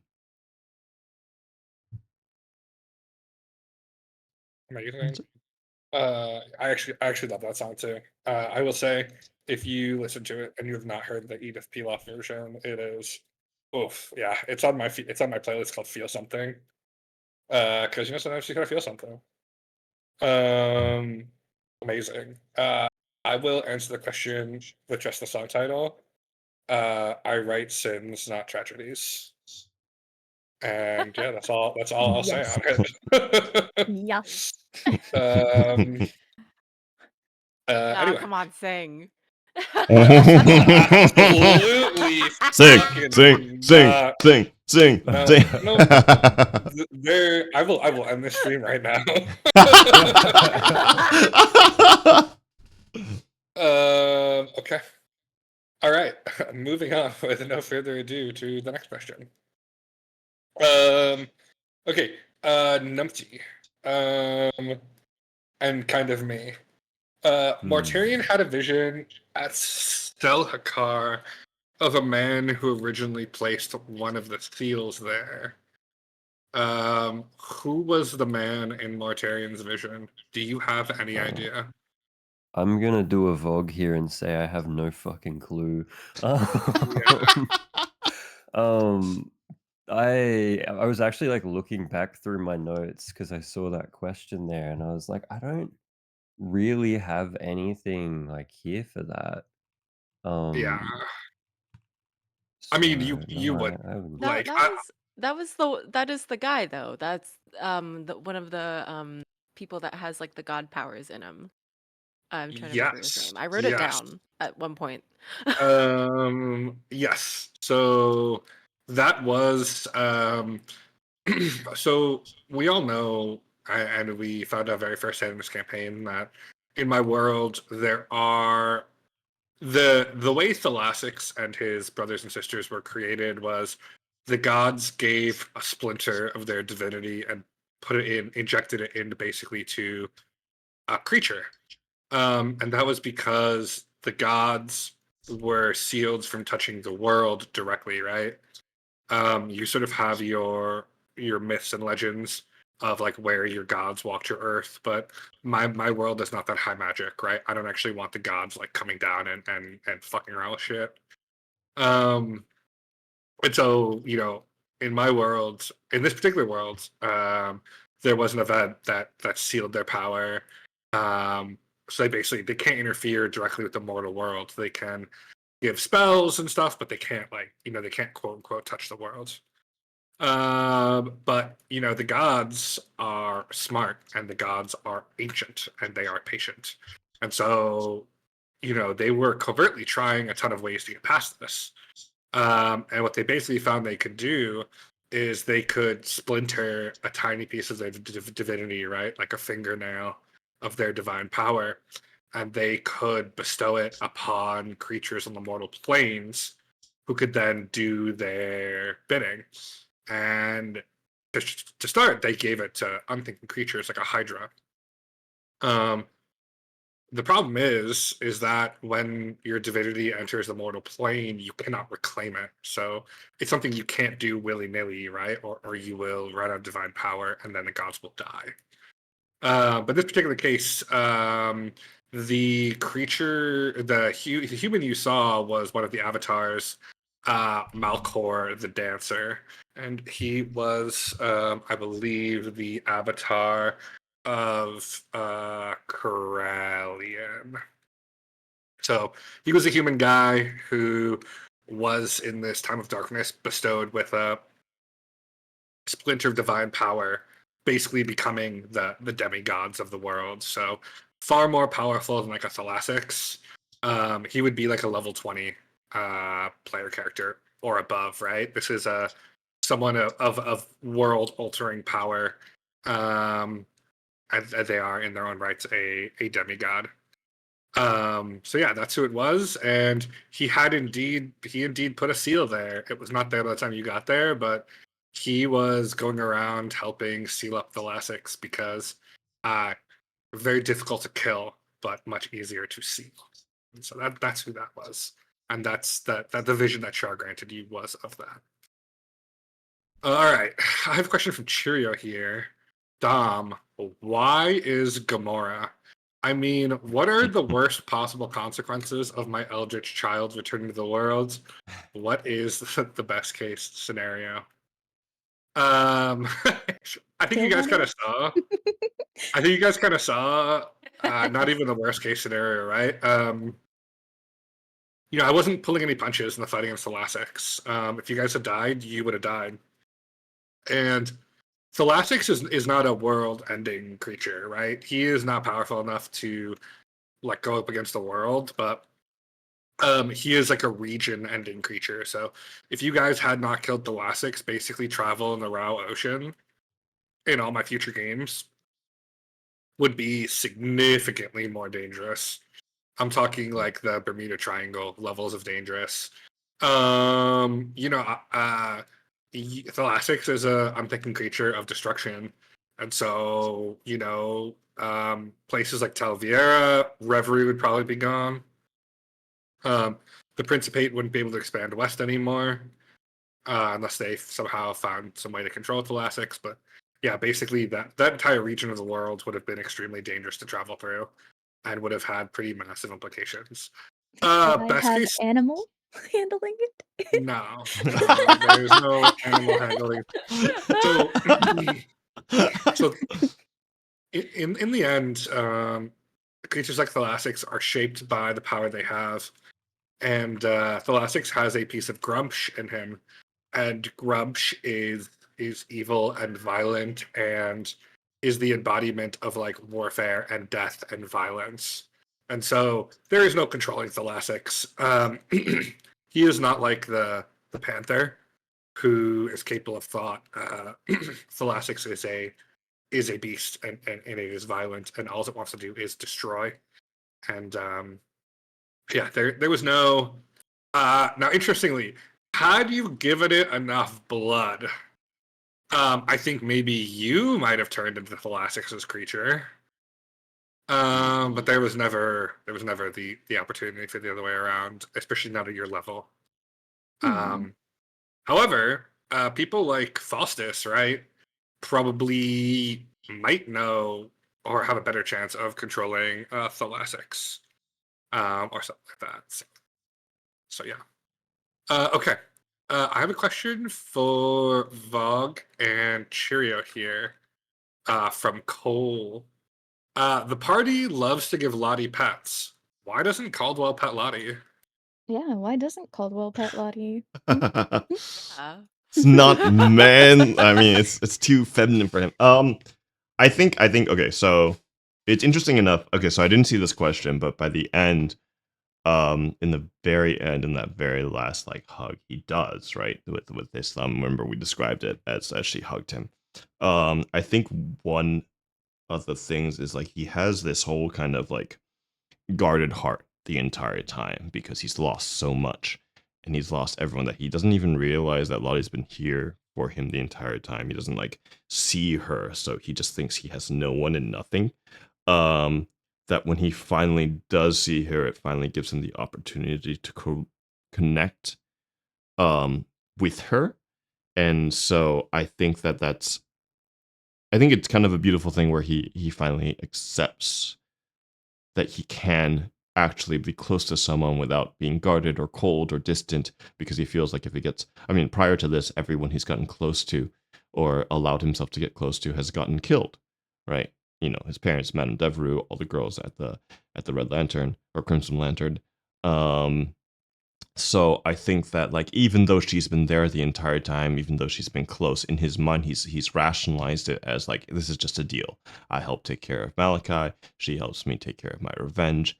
And at that point, it's not even true after a certain point, because, you know, both Braxton and Malachi are dead and they're still close. However, he's so blinded by his own bitterness that he doesn't allow those walls down until the very end. So in a way, yeah, I see Cole. You even forgot that question, but in a way, I think it's beautiful that in that moment he allows himself to be vulnerable and to actually allow like physical like contact in a way. Yeah, I'd to agree. brush her I head with his thumb. I would also say though, when Lottie first learned about that, like Malachi, the Ark was in town, because Madame Devereux gave the heads up, so we Yeah. went back and Lottie like curled up with Caldwell, and that was the one time like early on in the campaign that Caldwell, I think, looked outside of himself, like his problems, if that makes sense. Hmm. And then there's that a little bit of that like character regression with everything that happened with the Braxton, and then coming back to the end with the little head pat. So, Mhm. yeah, Yeah. I have a was not question on because, purpose. you know, I was interested, like, you know, Lottie and Caldwell have a very antagonistic relationship, but I always wondered, like, do you think there was ever a potential for like a romantic plot there, or was that like never in the cards from your character's perspective? I don't think that was ever in the cards. For the way that I had Lottie written, a she I mean, she started aging when she came to the Prime Plane, but she's really all things considering. I think I had her at like 200 and something years old. And yeah, and like Cass said, she's a burb. No, I mean, she's a shapeshifter. To yeah, be yeah. fair, she's not. I just want to be Listen, clear. She's not actually a bird. yeah. We all the know that bird, she's not a bird. the bird is a form she takes on the prime material plane Yeah. in order to fit in, but she is not actually a bird. Yeah. Yeah, I don't think so. For her, like Caldwell's became family. At the beginning, it was like a reluctant prison warden turned like, my God just chucked this man at me and said, do something. So she did something, or like she's Threw trying. him on your And doorstep. yeah, Quite I was literally. like, Seaweed. yeah, this 20-something-year-old human, broken, bleeding, fix it. uh, yeah, and over time, I think he became family. So I don't think there was any romantic things that could have happened between the two. Yeah, I think a big part of it is also like, take us outside the characters in general. I feel like um the way that they're both illustrated and race wise, right? Like, media presents, right? I feel like even though Lottie is like ancient, 200 plus years old, like the image of what you see as a fairy and what depicts in media as a fairy is, a child, right? Even though she is not a child, even though the person playing her is not a child, and even though the character is not a child. I think from a purely like storytelling point, we like there was never even a thought of any type of romance because it seems weird in all sorts of forms. Like there's the bird thing, there's the shapeshifter thing, there's the massive age difference if she's ancient and he's not. There's also the weird like power dynamics. So it really was just like being able to just be okay with each other, and then suddenly being stuck in a state where it's like, yeah, we're like inseparable. And I think that's the ultimate like kind of conclusion to them. No, so fair, so fair. And I think like often in D&D we will like ship characters together, but it doesn't always have to be. There are many relationships outside of like a romantic relationship, and so in this particular case, I would agree. Like, I don't think the characters even if Lottie was a human, right? I don't think the characters are actually good fits for each other. Mhm. I was just curious because usually often when people share a backstory or share like backstory activities, there can be sort of a build up, but obviously not in this case. So, well, okay, interesting. Um, let's go to Dal. The character we know as Whispers seems to have many names. Whispers versus Melody. Well, what's the deal with that, and how did you come up with that concept? So, I mean, well, okay, so funnily enough, her name's actually Whisper, not Whispers. Oh, Everyone's just been saying No, Whispers no, for the entire campaign, so eventually I just gave in and I was like, all right, canon. fine. Nope, it's canon. It's Whispers now. But no, so yeah, the whole like Whisper versus Melody thing is that, I mean, it started off as just kind of like a safety thing, where it's like, yeah, like she leaves and she's ostensibly on the run, having been accused of murdering her fiance. So she's like, I have to come up with an alias. Um, and then that was also something that I was like looking at during the character creation process, where um, like during the like looking into Genasi a little bit further, like somewhere I saw that it was like, oh, like they might be born with a name, and then later on, like when their Genasi heritage becomes apparent, like they might change their name to something that feels a little bit more like, like something like elemental or something like that. Um, and so yeah, I was just looking through like air related names. And yeah, Whisper felt very appropriate, and at the time, this is when I was looking at her as a potential barbarian. Um, so I was going to have her go from melody, like this very like cohesive, like melodic thing, to whisper, where she's not confident and she's afraid and she's out on her own, to eventually maelstrom, where she is like a mix of like air and water, and she becomes this like very powerful like storm, like sort of imagery. Um, and that's where I got her full name from. Melody Stromhouse is going to be a portmanteau of Maelstrom. Um, so uh, that's like the biggest thing. And yeah, so like in Melody, obviously for her, has very uh, uh, bad connotation. She prefers to go by Whisper at this point, because that's the name she chose for herself. So that's, yeah, that was the whole deal. What do you think Thea who is? That's Melody's mother. What do you think Fia calls her? I think Fia probably has like some sort of pet name for her Yeah. that like something where like they made up like a little like silly name to call Mm, it like to call each other in secret where like she doesn't necessarily call Fia mom, she calls her like something else. yeah. Maybe she calls her Melly or something. Like, Smelly Melly. Yeah, That's yeah, adorable. Yep, that's canon. yes. Okay. Okay. Uh, all right. Okay, moving on to the next question. Okay. Who was the Dwarven cleric in, this was Vog. Dom, who was the Dwarven cleric in Zelhakar? How did your home game affect our game? So, for those of you who don't know, I have been running a home game for almost 15 years. And I had a week where my players were, while I was building Reverie, where my players we were missing a couple players. So I was like, oh, what if we did like a one shot in Reverie?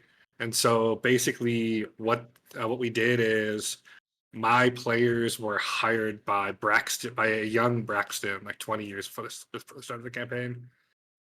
And they were the ones who went in and stole the seal from Zelhakar originally that Melkor had put there.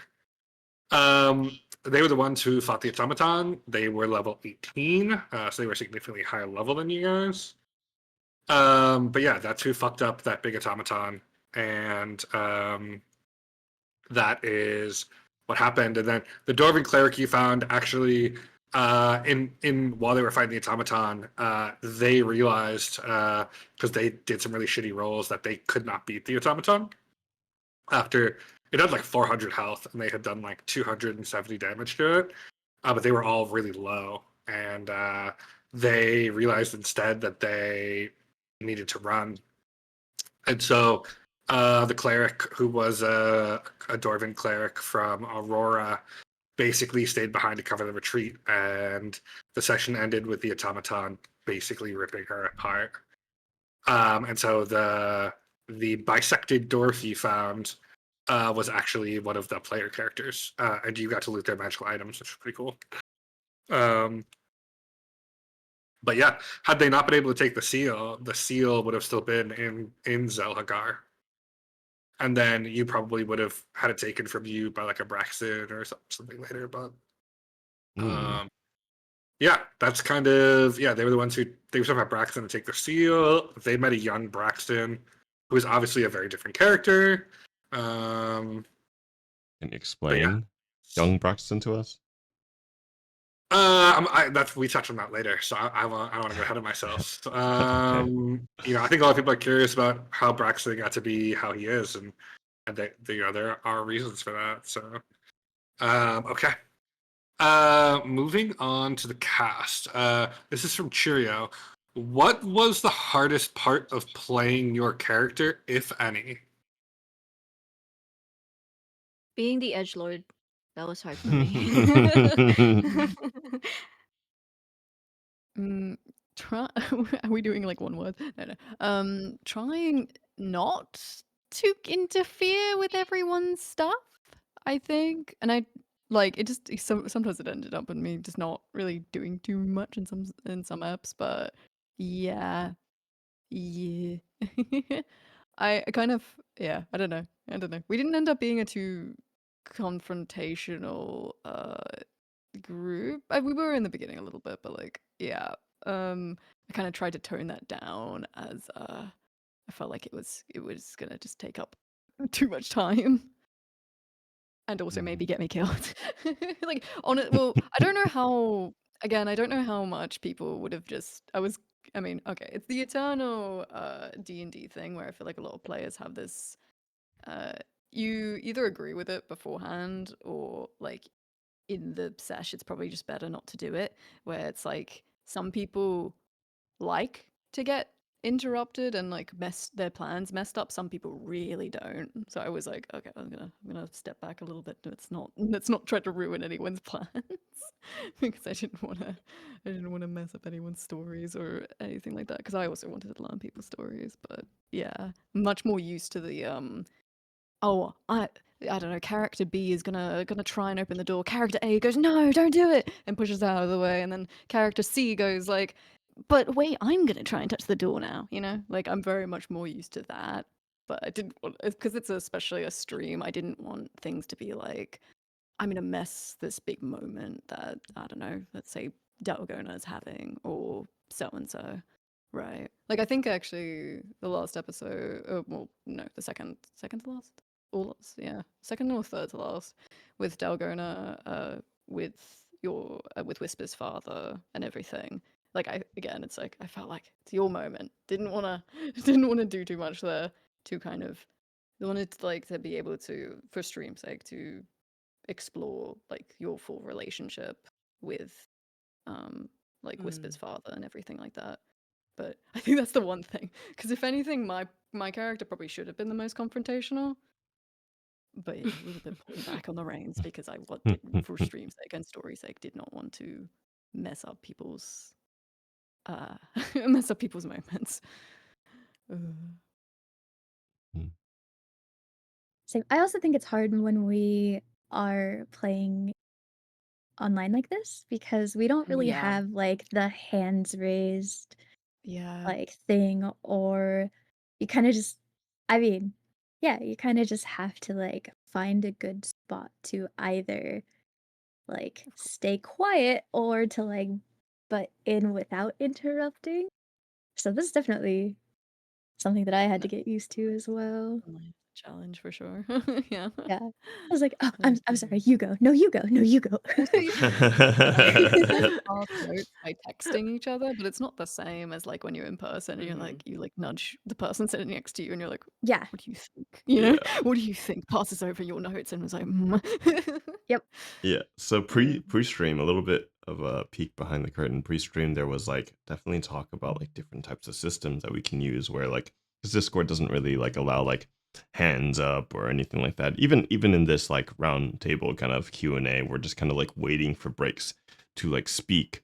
And of course there's like Discord lag and things like that. So like it can get a little funky. I think we got better at it over time. I think we've gotten good at kind of knowing everyone's pacings so we don't kind of step on each other. And I think we try our best to be kind of like respectful for each other and each other's stories in a way. Yeah. To kind of Yeah.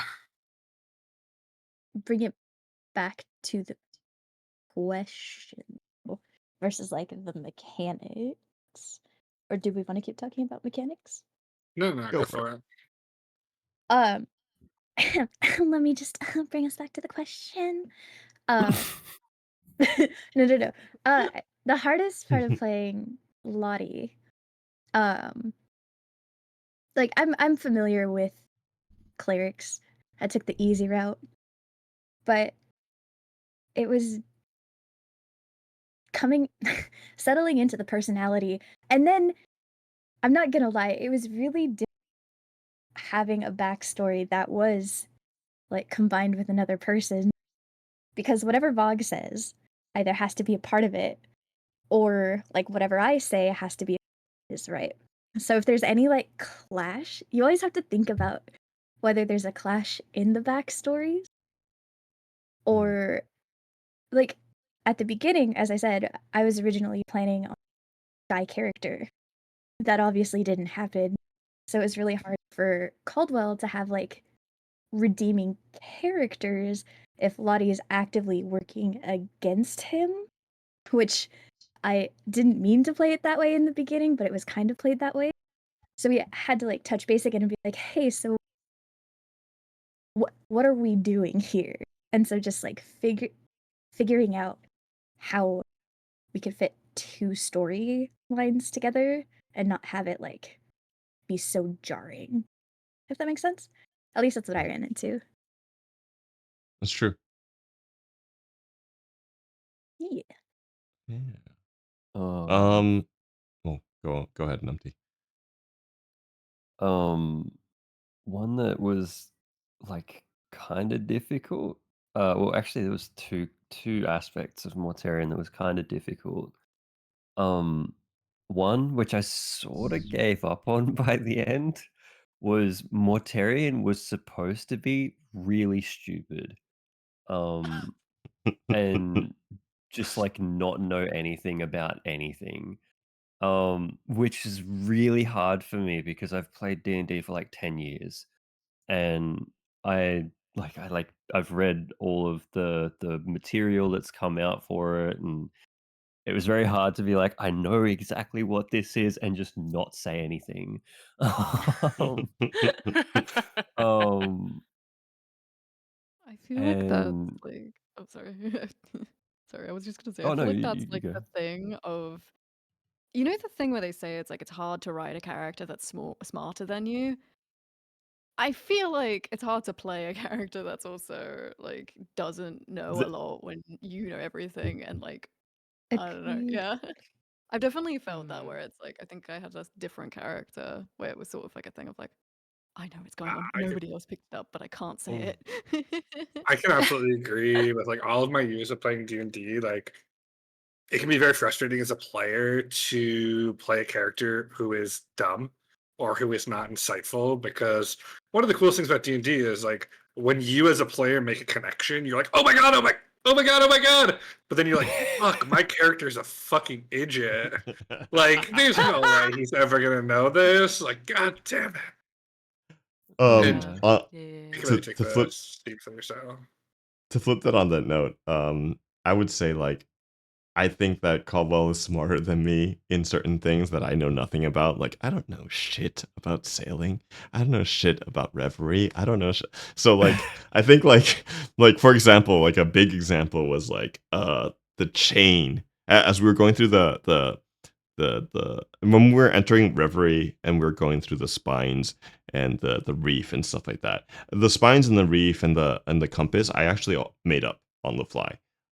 It wasn't a part of any story that me and Dom had worked out. It was just like, this is a magnetic thing, and the reason for it is because there's metal underneath, because people have sunk. I just made that up on the fly. But when it came to like, Dom was like, you see a chain, and I was like, with a giant lock, and I was like, I don't know anything about a chain with a giant lock. I've never heard of this. So I'm like, Lottie, you have the key. And Lottie was like, I don't know. You didn't give it to me. I was like, what is happening? Who's Ironically, on first? it was in the prep material I sent out. So, yeah, yeah. So it's very common for cities of that time to have like a chain across the harbor, basically just like a thick metal chain that's attached to towers on the end, and basically it's so that you can close your port. And so of course Reverie would have one. Like just as like a basic defense mechanism. But yeah, no, we played a lot of it off pretty well. Obviously, so I gave the players like large packets of pre-material. Obviously, my expectation was never that they would memorize it. But it does sometimes cause, an issue when like they maybe forget something or like don't read it carefully enough. Because we want them to sound educated about the things that their characters would know about. Um, but yeah. Anybody else for this question? Uh, well, kind of, yeah, circling back to the like playing a character that's, smarter, or stupider, or whatever not that I think that Whispers is dumb. Um, but I think the biggest thing for me was like uh I've I've played D&D for like 8 or 9 years now, and I've played a lot of clerics. A lot of clerics, and I'm used to having a very high wisdom stat. And going to a bard where it's charisma instead and like just not being able to like notice things. Also like getting used to like not being as tanky as a cleric is. Like I during that first fight on the boat with the pirates, I was like, I'm gonna get up in the mix with like uh that spellcaster woman, and then absolutely got bodied. I was like, that was a bad hit. Oh Yeah. no. I was like, oh.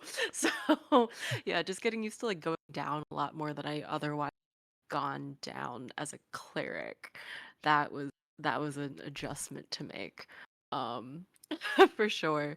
And then also, obviously like Melody had a whole like the Whispers had a whole bunch of theming about like trauma and generational trauma and like uh PTSD regarding like bad relationships with men. And then so that I was trying to just make sure I was portraying in a sensitive manner.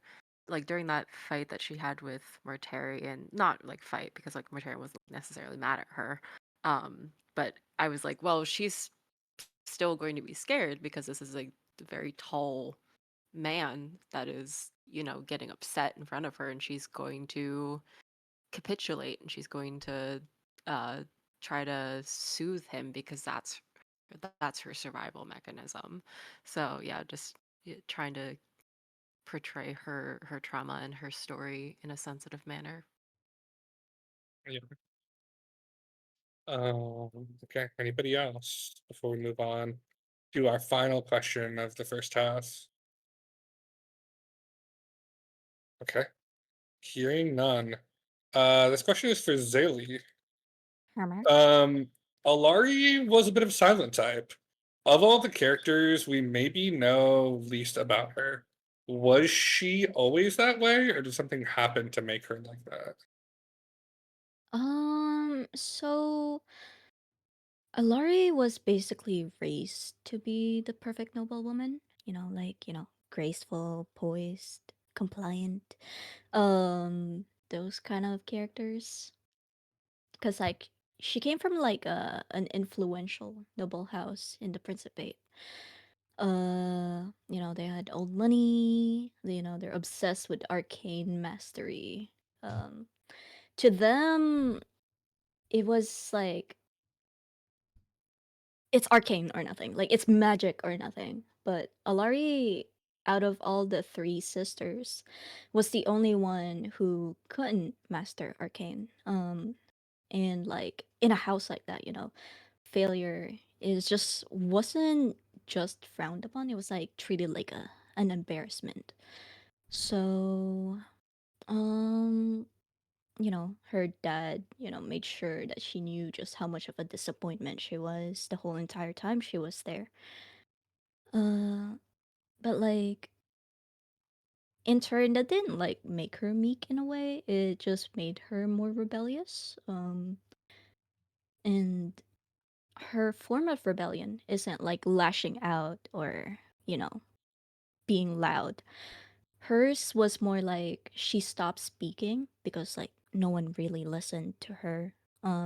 So instead of like being this boisterous character, she just wanted to fade in the background and just try to learn as much as she could and like take in everything she could at the time until like she eventually like snuck out or like she didn't really snuck out, she made a huge display of it. So in her background, um she wasn't actually her dad's daughter, as it turned out, right? She's not this nobleman's daughter, and she found that out by like one night. She was going to her father's chamber to speak to him, but she overheard a conversation where he basically just wanted to get rid of her and like marry her off to like someone else for political gain, and he wants her out of the house as soon as possible because she was such a disappointment. So this pretty much just like made her furious. Everything she was bottling up just came out to the surface, and she stormed in, and they had like a whole confrontation, and that is the very first time that Alari found out that she had psionic powers, because she ended up like just like unleashing this like wavelength that like pushed and knocked her quote unquote dad against the wall, and like the guards were after her. Everyone was like searching for her, so in an attempt to like pretty much save herself, she escaped the castle, or like the house or the mansion that she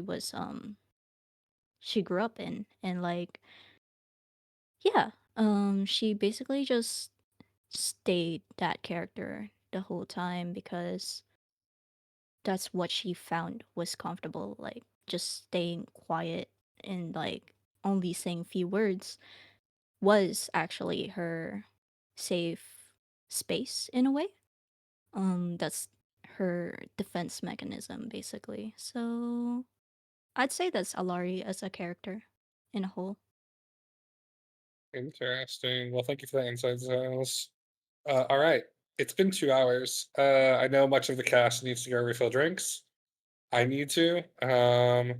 So I think let's take our 15-minute break now, and we'll come back with part 3, which is basically the rest of the campaign from Zelhakar to the end. So yeah, look forward to that. But let's take a little break. Let's refill our drinks, use the bathroom, etc., etc. We'll be back in 15. Shot, shot, shot, shot, Shut, shot, shut, shut. Are we gonna take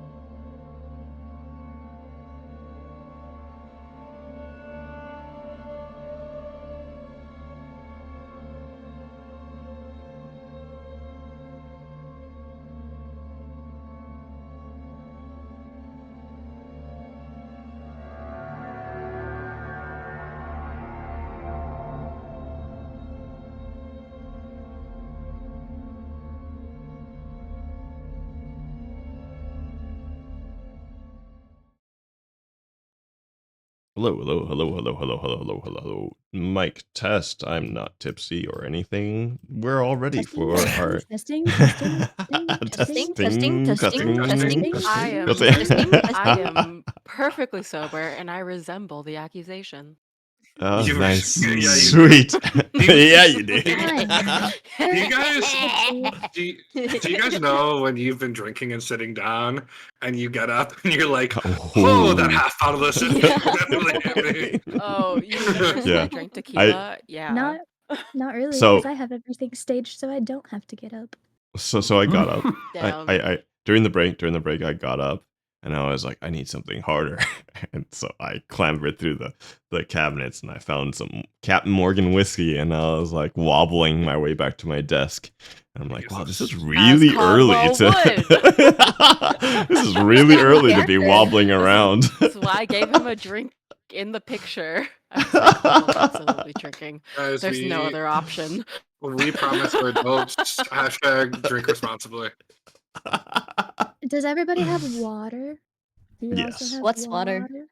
I have like a Lele. I have a third of a cup I left of filled you water. in a water bottle. I have Nice. that water called Ow. vodka. Does it have water in it? I also have a I water mean, bottle of Shed You. everything. Listen, everything comes from water. So What do you think that technically you're wet stuff in hydrating. there is? Don't worry about it. I'm gonna show y'all the true meaning of yandere if you drink water.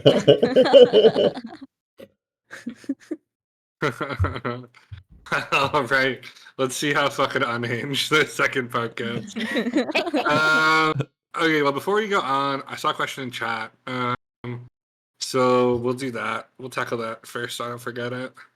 So this is to Vog and Chirio. How exactly was the relationship between Caldwell and Lottie created?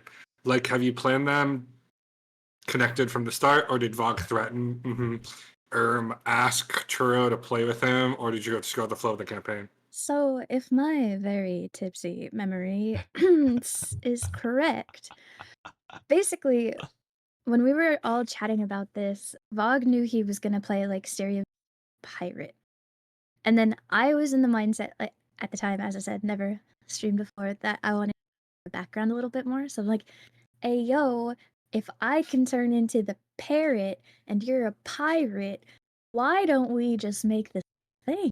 I shall be the parrot that can heal you."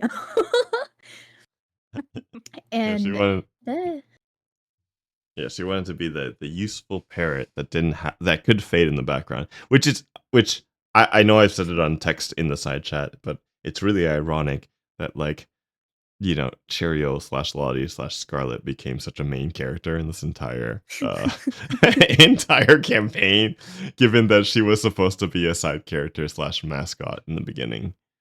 yeah, But I went The from wanting magic to of be a D&D. mascot, yep, to the therapy pet of the crew. Our emotional support pet. Yep. Real man energy. To be fair, every D&D group on Earth goes around adopting shit. You guys just started with yours, like. Yes. Yeah, if To- it wasn't Lottie, we would have definitely have found some. We would have adopted the slime and taken it with us. oh my gosh, you mean when the slime Zaylee blew up? yeah, she murdered the Yeah. slime. Changing topics. Well, to be fair, we did try to adopt the Lassix. You know what I mean? Mhm, We mhm. tried. We Mm, tried. mm. Yeah. We did our I best. thought it was funny how you guys got bleeding on it, and I was like, it seems to react to your blood, and your answer was like, what if we just give it more blood? I was like, like, It was never our blood, though, if I remember correctly. We had like limbs of dead people that we were tossing. Yeah, Yeah, those but at the heart. giving shit things that react to blood in general. Spoiler alert. Usually not great things.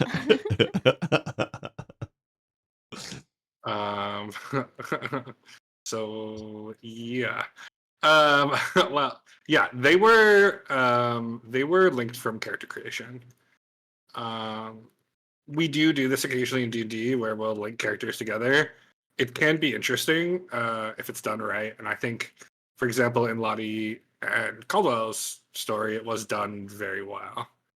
And I felt like it added a lot to the story to have Caldwell, who, let's be real, deeply unlikable character. He's the best. But like had this like, had this person who believed in him and was there for him, even though, let's be real, like Lottie was kind of in an abusive relationship, where she was seen as a tool a lot of the time. But yeah, in the end, helped redeem him. I am also gonna peel back the curtains a little bit. When we were first coming up with characters, and I sent Dom my idea, he's like, "We can do this, but the problem with characters like this is it becomes a meme, or like it's very easy to turn it into a character."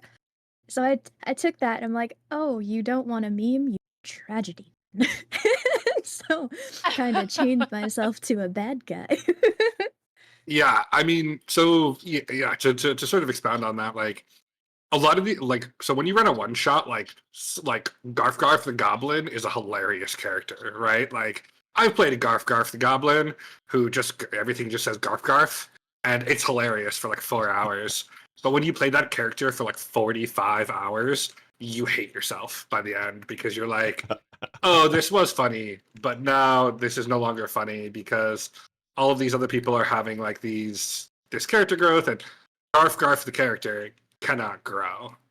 Yeah, so originally when Chirio pitched it to me, she wanted to be, I believe, an actual parrot. And I was like, like, we could do that if you really want to, but like I don't really think it's a good idea. And I think the character we got was far more impactful and far more interesting than just like a talking parrot. Yeah. Yeah. So I'm very happy with it. Okay. All right. Moving on. Okay. This is from like 50 people who have DM'd me and or talked to me in voice chat and or yelled at me in anger. We love our Pepto Prince. Why did you kill him, Dom? What could have been done to save Lilas? Look, guys, I loved Lilas too. He was a great character. Obviously, people loved him. How can you not love a bright pink Valley Girl Furbolg? I get it. Lilas's death was not necessarily scripted. It was one of those things where the party had a number of pathways to go down, and where they went down affected what would happen. For example, if you had given the egg to the shipbreaker, he would have just given it to Braxton without much fanfare. If you had given it to Devereaux, Braxton would have killed her for it. Because there's no way she would give up something of Caldwell's to Braxton. There was the list of characters you could have given it to where Braxton wouldn't have gotten it is vanishingly small. I struggled to think of like maybe Torek. But Braxton is powerful enough and influential enough that most characters would have given it to him. Lilas is one of the few who wouldn't have given it to Braxton. Because Lilas was not scared of Braxton like that. However,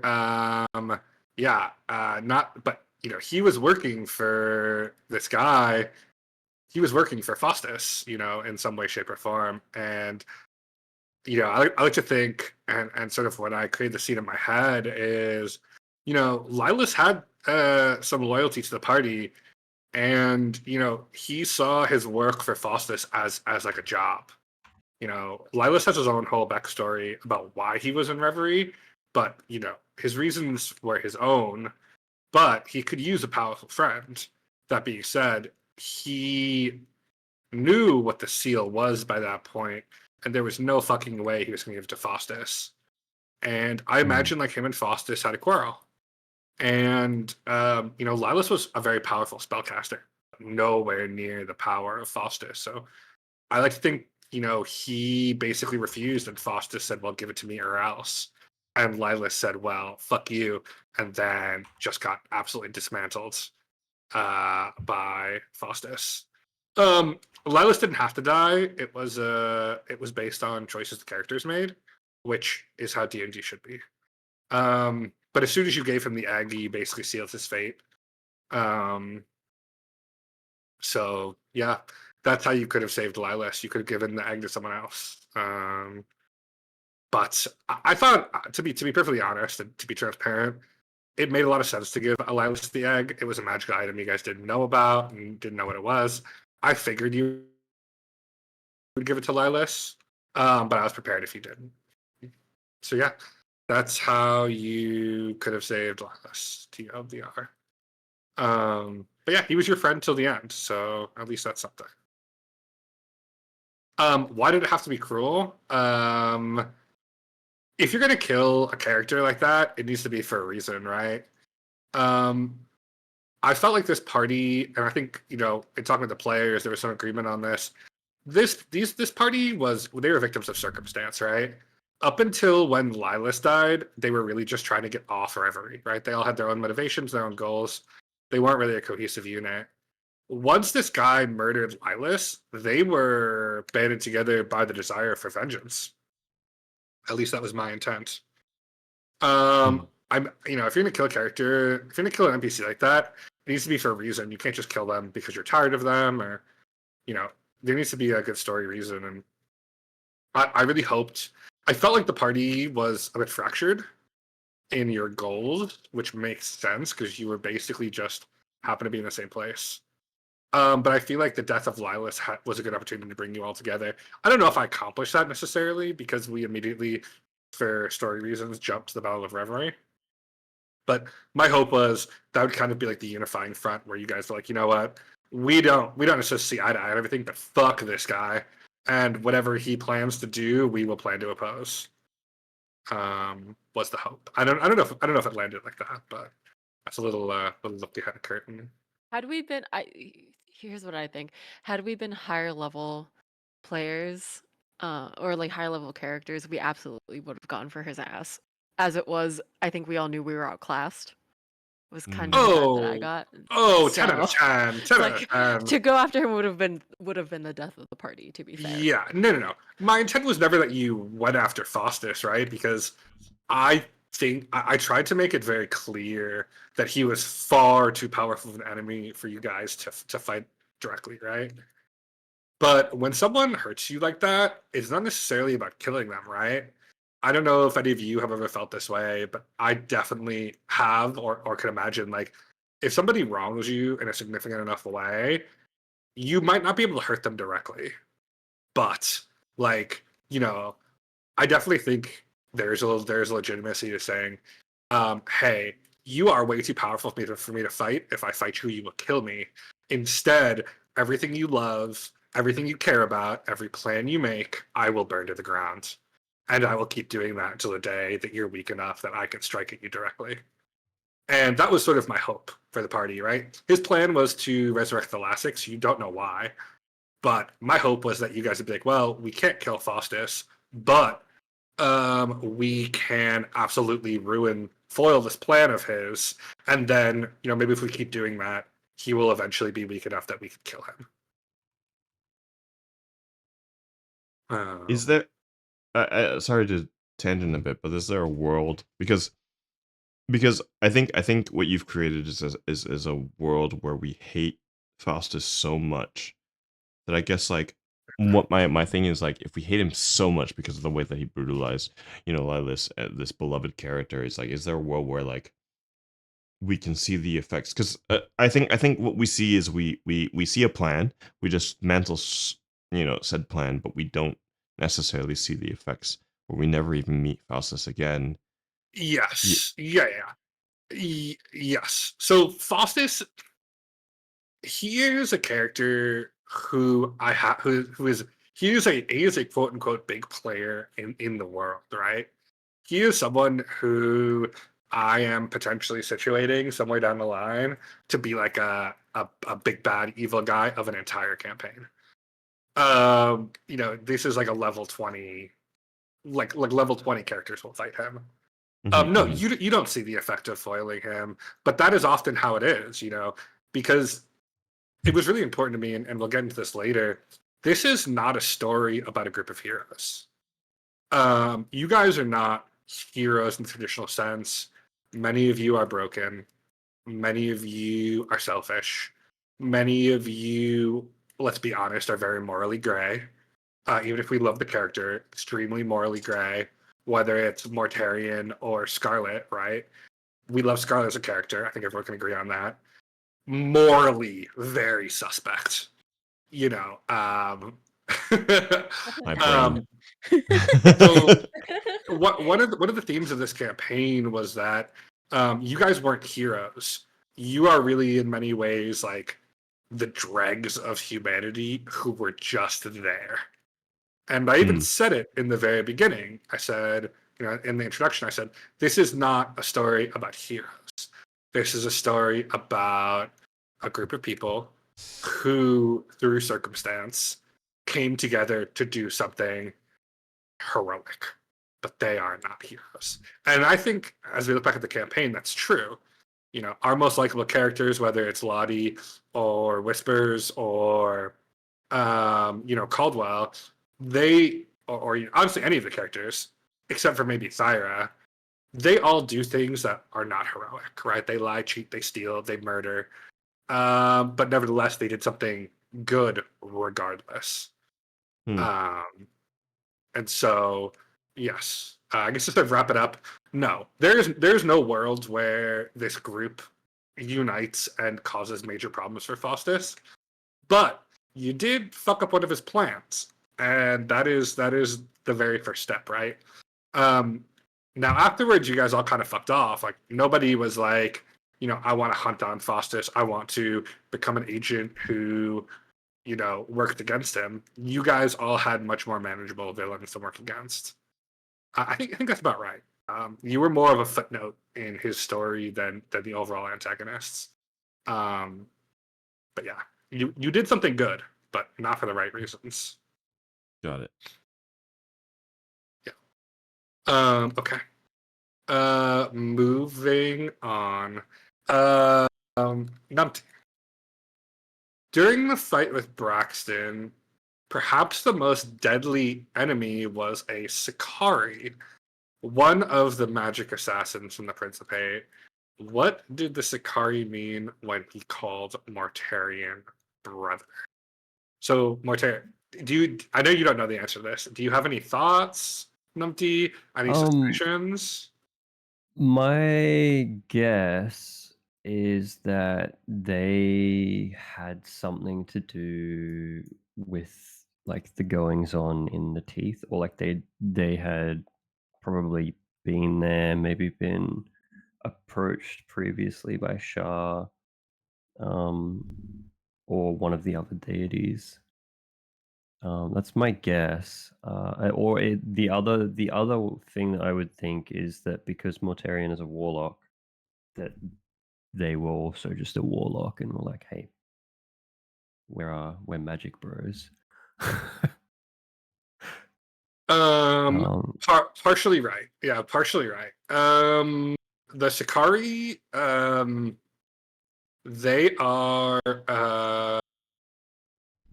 they are partially connected to the Night Singer Shar, and that is all I can say on that. But they saw in Mortarian a brother, and not like a brother by blood, obviously, but someone of communal experience, and yeah, that's why we got that. The Sicari specifically have certain memories altered or erased to make them more efficient killers. You don't want your assassins to really have feelings, and so they are frequently lobotomized in that way, where their memories are partially or fully taken away from them so that they can be more perfect killing machines. And I think as we saw in the fight, that Sicari fucking almost murdered you guys. For those who don't remember, the Sicari was the guy with the greatsword who just fucking ripped through the party. Say goodbye to Um, Jeremy. One shot him. Yeah, one-shotted Jeremy. Was like up in Chirio shit the entire time, taking down the Yeah. healer. Yeah. Jeremy did work though, okay? Jeremy did so much work. We love He did. Jeremy. He did. Um. Okay. Cast. Each character went through an arc in the campaign. What do you think was your most impactful growth moment? And we will start this time on the right with Thyra. Me thinking. I actually, honestly, it would have been probably, yeah, honestly, the end. Just for the sake of like a lot of, for example, we had. Well, I shouldn't have gone first. We should have gone by the order of, the things. Because like I'm gonna say like, oh yeah, the most important moment for Caldwell was Braxton. The most important one for or I guess Madame Devereaux as well. But like Whispers Don't as switch well. it You were up, also close to Eva. the end. I gotta Um, put you on the spot sometimes. no, I understand. But yeah. Honestly, I might even say like literally just kind of like like just very very end, not even like in campaign, like epilogue wise, like kind of turning around, Yeah. which is it's weird to say, but like yeah, no, but I think it's like I mean, to be good fair, turnaround to finally and come back. I think we've talked about this. Like, Yeah. of all the characters, Thyra was her backstory was the most unrelated to what was actually happening in the campaign. And so, while I tried to work everyone in, I will be transparent. Thyra was definitely the hardest character to work in, and I think it was very useful to do with Amira because I think that does kind of provide a cap to her story. But I think in many ways, Thyra's like her real character growth already happened by the time the story started. Like when I think of quote unquote Thyra's campaign, it's about her being a gladiator, and then it's about her standing up to the eyes of the Archon and the confrontation that she saved Amira's life. That's really her defining character growth moment. Um, Yeah. and so everything after that was just kind of like a hat on a hat because like Yeah. you know Yeah. Oh, risking it fair. all for a stranger is like how much more character growth do you get than that? Mhm. All right.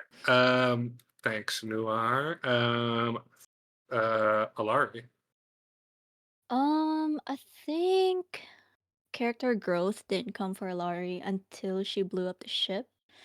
Because like blowing up the ship made her feel in debt to the other parties. Like before that, she didn't really care about anyone. Okay, maybe And then she except was for like, Whispers. Like oh no, Whispers, I she fucked cared up. about. But like, yeah. Aw. But no, she didn't They're care gonna about find each anyone other. They're else. gonna find each other and be buds with Orin Oren, later bro, I on. love Oren.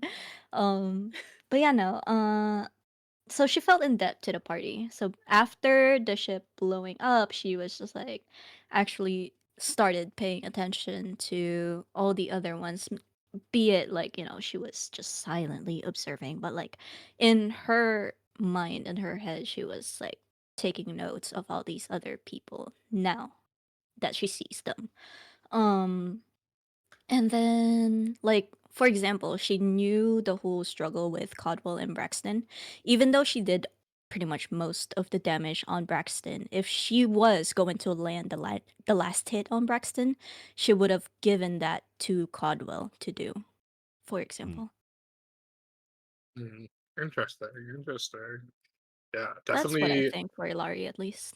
Yeah, definitely a lot of growth for Alarie during the campaign, which we love to see. Okay. Mortarian. Um, there was a few spots, but I think if I was to go for one, it'd probably be when he and Whisper ended up stopping Caldwell from, going full psycho and, having a snack. Um, That and is the wildest um way to put that. yeah. So I think it would probably be that because Mortarian, like going into this, I wanted him to be very like he doesn't know too much about the world. He's not really interacted with people very much, and because of that, that was going to like a question that comes up later on, um, shape his um outro and like how he left the story. Would be like how he interacted with everyone and like what he gained from everything. And it definitely sort of yeah changed his perspective on you know people in general. The fact that he was interacting with people, but he got to see so much difference in one group, and then that particular interaction was like, wow, like people can be very fucked up, but at the same time, people can be very like good stopping them. It was like both the worst and the best of people in one interaction. And yeah, I guess that sort of like showed him how people work and definitely helped to shape his exit from the story. Yeah, absolutely Mm. agreed. Okay, yeah, thank you for that. Caldwell? Okay, I think there's a lot of character growth moments. Okay, so like I guess now would be a good enough time to like address like the whole like, oh man, I made him into a really unlikable character, which I did. A little bit of a peek behind the scenes is after like episode 3, I went to Dom and I was like, man, I am a really unlikable character, or Caldwell is a really unlikable character, and everybody What do I hates him. do? What do I do? Yeah, exactly. I got too good at this. Everybody hates him, like to the point where it's like kind Oh of no, I went too hard. unfun for me. Yeah, to the point where like everybody dislikes me. And so a little bit of a peek behind the window, or a peek behind the curtain, is Madame Devereux did not exist, or Madame Devereux existed as a character, but her connection to Caldwell did not exist originally in my backstory or in anything creating this character. It was just in that moment where I was like, hey, how about I create this connection with the Crimson Lantern, which was crafted in a way where like, especially like, I gotta go to the Crimson Lantern when we were like, where do we need to do, what do we need to do, and everyone in the party is like, oh, you just want to like go get laid. But the reality is like, he has this connection with this place, he has a mother figure in Madame Devereux, but that didn't exist in the beginning. It was kind of like a Hail Mary of like, we need to make him kind of more likable, more understandable. And it was like, it really was like a light switch to be like, oh, we kind of see the humanity behind him, because he's not just a trope. Up to that point, I feel like he's just an asshole and a trope, and nobody likes him because he's just an asshole. But when you build that like depth behind it, and you see like his whole like obsession with Braxton, and then the death of Devereux, and then his like, I don't want to see anyone anymore, and I hate specifically like Mortarian and Whispers for stopping me from eating the heart, to like things along that line. I think everything after that point, right, is really his character arc all the way up to the epilogue, where like, morally great decision to mind wipe Caldwell um you know has this kind of effect on whether or not he's going to be good moving forward. I think really like polishes off his ending, or at least how he's going to live his life moving forward. And I really enjoyed that journey with him. Yeah, I think 10 of 10. The craziest thing about this campaign is how we turn Caldwell into a character some people actually like, because just a deeply unlikable character in like every single way. And we have somehow bamboozled chat into thinking he's not terrible. And I love that. He Uh, has the best PR bird. That's all I'm yeah, saying. Clap. chat, consider Honestly. yourselves bamboozled. Um, all right. All right. Scarlet, Cheerio. Um, I think the biggest character growth for Lottie would actually be when she went to help Whispers. So like Hmm. Lottie's thing, she was alone in the Fey Wilds after running away. Backstory that you guys never got to see. Um, and then immediately like captured by bad people. But she never had friends. And Whispers, I think, was like her first friend that she can say had like pure intentions. Maybe not pure intentions, but like something that she chose. It didn't get thrust upon her by her goddess. She didn't get yeeted to another realm. But Whispers is something or someone that like she chose to like. Um so I think when she came to that realization, it's like we have this on. Um she's like, oh well, maybe I have someone roofie my family if get too evil. And Yeah. yeah. 10 out of 10. 10 out of 10. It's interesting because it's interesting you bring up the Whispers dream scene because I obviously opened up the whole party, but my sort of thought was actually that Alarie would go in instead. Obviously I wasn't gonna railroad that, but like as a scion, as we were going through her psionic arc, I thought that that made a lot of sense. I obviously didn't push it, but that was my intent, and I thought it was interesting to choose Scarlet. And I think it really shows how much like sometimes your characters do stuff that you don't anticipate, but you just lean into it, and obviously a really impactful moment for both of you. Can I just Okay, take everyone with me to the Fae? yeah, Like, yeah. oh, you and your mom? Let's go. Caldwell, let's Hell go. yeah. Get in the van. Kidnap the world. All right. Is it Whispers now? I think. Yep. And it is so funny that you say that, Chirio, because that is, I think, like Whispers had a ton of great character moments in the latter half, like with the dream sequence and her dad, like her standing up to her dad for the first time, like all of that. It started with Scarlet. Like in terms of like what precipitated her character growth, like it was Scarlet telling her it is okay for you to stand up for yourself.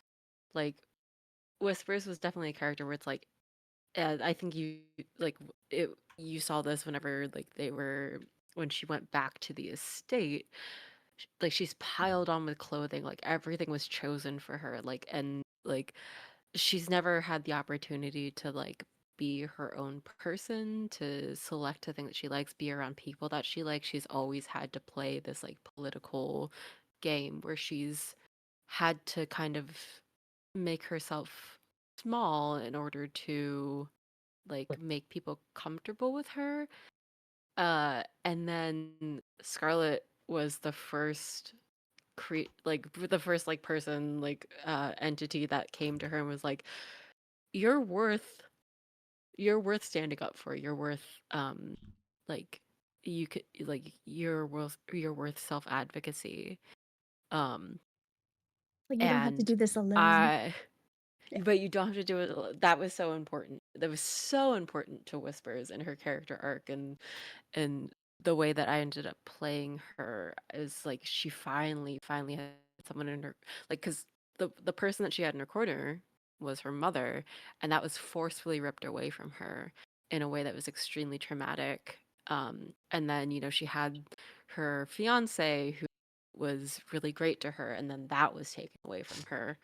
Um, and so I was not like I had always kind of planned like a little bit of like a character arc for Whispers, where I hoped she ended up in a certain place. Um and then sometimes you trauma bond to a bird, and then you go fuck off to another dimension. And sometimes that's how that's sometimes it's Yo, out. That is that my that best is And I friend. loved it. I loved every second. that is the Best friends. wildest. That's the wildest sentence. It's like the most D&D sentence I've ever heard. Sometimes you trauma bond with a bird and fuck Not off to always another a bird. dimension. Sometimes a cat. Bird, Sometimes a bird. Pomeranian. Okay. I think we answered the question. Okay. Quick fire questions about Braxton. What made him the way he was? Trauma. Braxton. I always need to make sure as I'm building these villains that they're morally. Oh yeah, look, Braxton was evil. There's no doubt about that. But it's always interesting to think about what led him here. And the answer is a combination of ambition and need. Braxton was born very much like Caldwell. But Braxton was an orphan. And he, in Reverie, you don't have a lot of choices. And so he made a deal with Faustus. And Faustus is an elf, so Faustus is ancient. Faustus saw this young bright boy on Reverie and said, "You could be useful work for me," and Braxton did, and that really led him down the path of evil. And I think to some extent, as we saw, Braxton was a bit of a father figure to Caldwell in the same fucked up way. Faustus was a bit of a father figure to Braxton. And I'm a big advocate of. I don't think people are necessarily born evil. I think they're made to be evil. And the reality is, while Reverie, is portrayed in a lot of ways as a haven, you wouldn't want a young orphan child growing up in Reverie. Caldwell probably had it even better than Braxton did, right? But Caldwell was raised in a brothel. Caldwell was surrounded by working girls, and Caldwell stole, and he did whatever he needed to survive. And Braxton did something very similar. And I think in some really like sick, fucked up way, Braxton saw what he was doing to Caldwell as what a father should do to make him strong. Now, not to say Braxton wouldn't have killed Caldwell in a second, but certainly, like as Braxton lay dying, right? Braxton was talking about his legacy. I definitely think in some like horribly traumatic, fucked up way, he sees Caldwell as another version of himself. And I think we as the audience see, the line between evil and good can sometimes be a very fine line. And until the very, very end, I think Caldwell was walking down the path of Braxton, right? He saw that the way to power, the way to get what you want is to be powerful, and the way to be powerful is to be feared. And yeah, I think that's how Braxton got that way. Could he have been redeemed? No. I mean, I think Braxton was in so deep. His heart was so blackened by sin that there's no redemption for Braxton. At least in a traditional sense, right? I think in some ways, the best result for Braxton was a clean death. Because it would have stopped his evil from being in the world, right?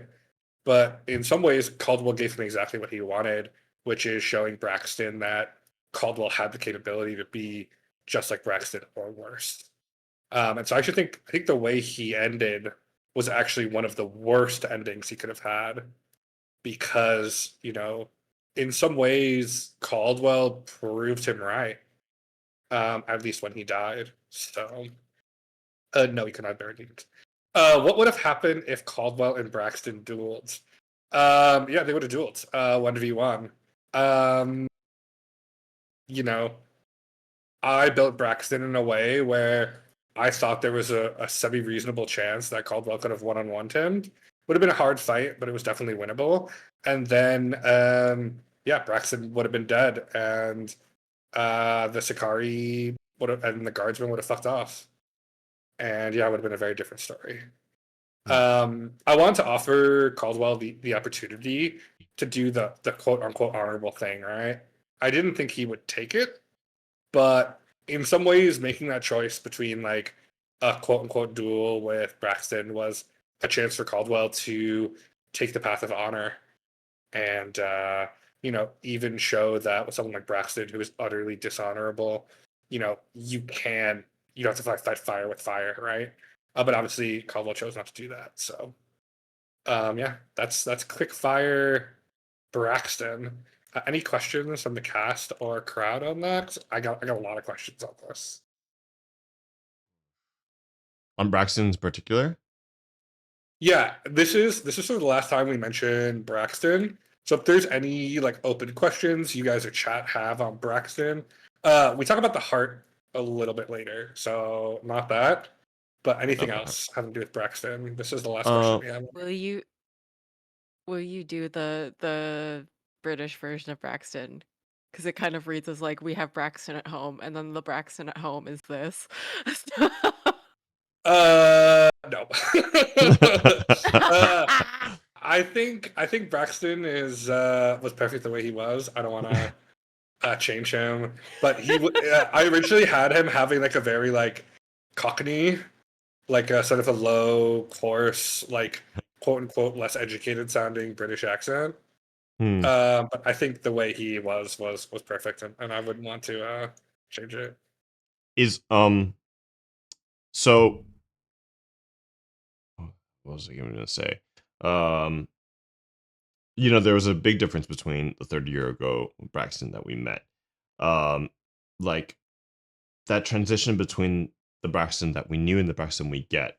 Like what I know you said trauma, but I mean like what kind of leads to like that Braxton? Because Yeah. like you've said before that Braxton from 30 years ago is more like Caldwell than anything. Yeah, so young Braxton was he wasn't an idealist. Even back then, he was a realist. He was in the end Braxton was and is a survivor, right? He understands how powerful Faustus is, and in the end there's no opposing Faustus for someone like Braxton.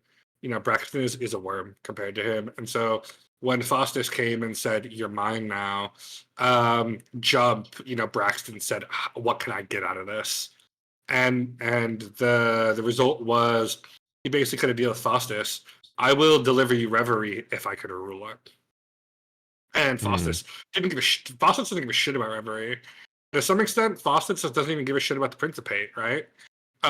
He's a selfish character who has his own goals that are far bigger than political domestic expansion. So he was happy to promise Reverie to Braxton. Whether he would have given it to him, I don't know. But yeah, Braxton basically saw himself in a situation and said, how can I profit?" And Faustus, helped him gain power and accumulate power as a useful pawn. But he was always in Faustus' control. And then Faustus basically had Braxton and Veritor collecting the seals and searching for the seals for many years.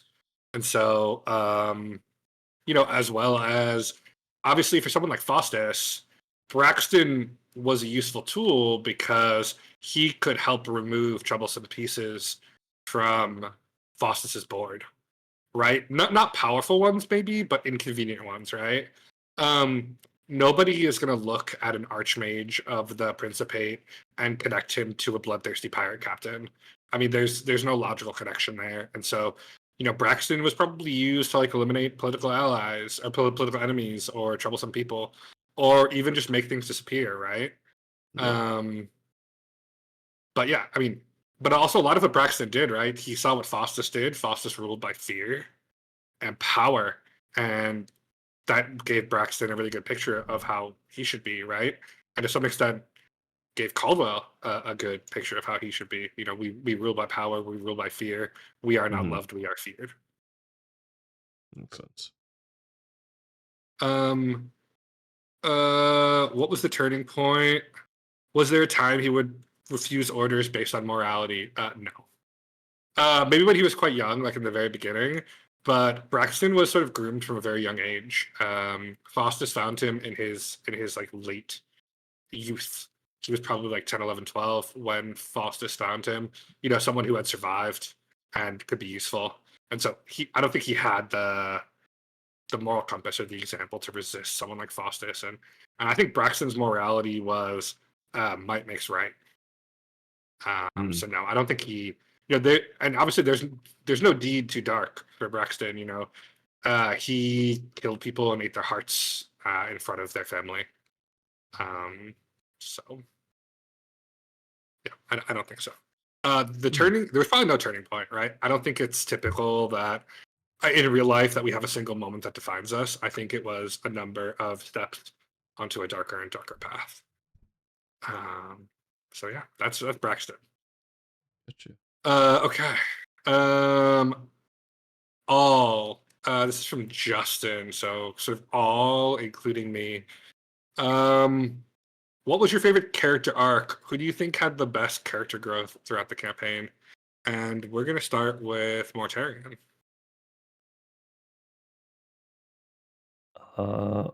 Sorry.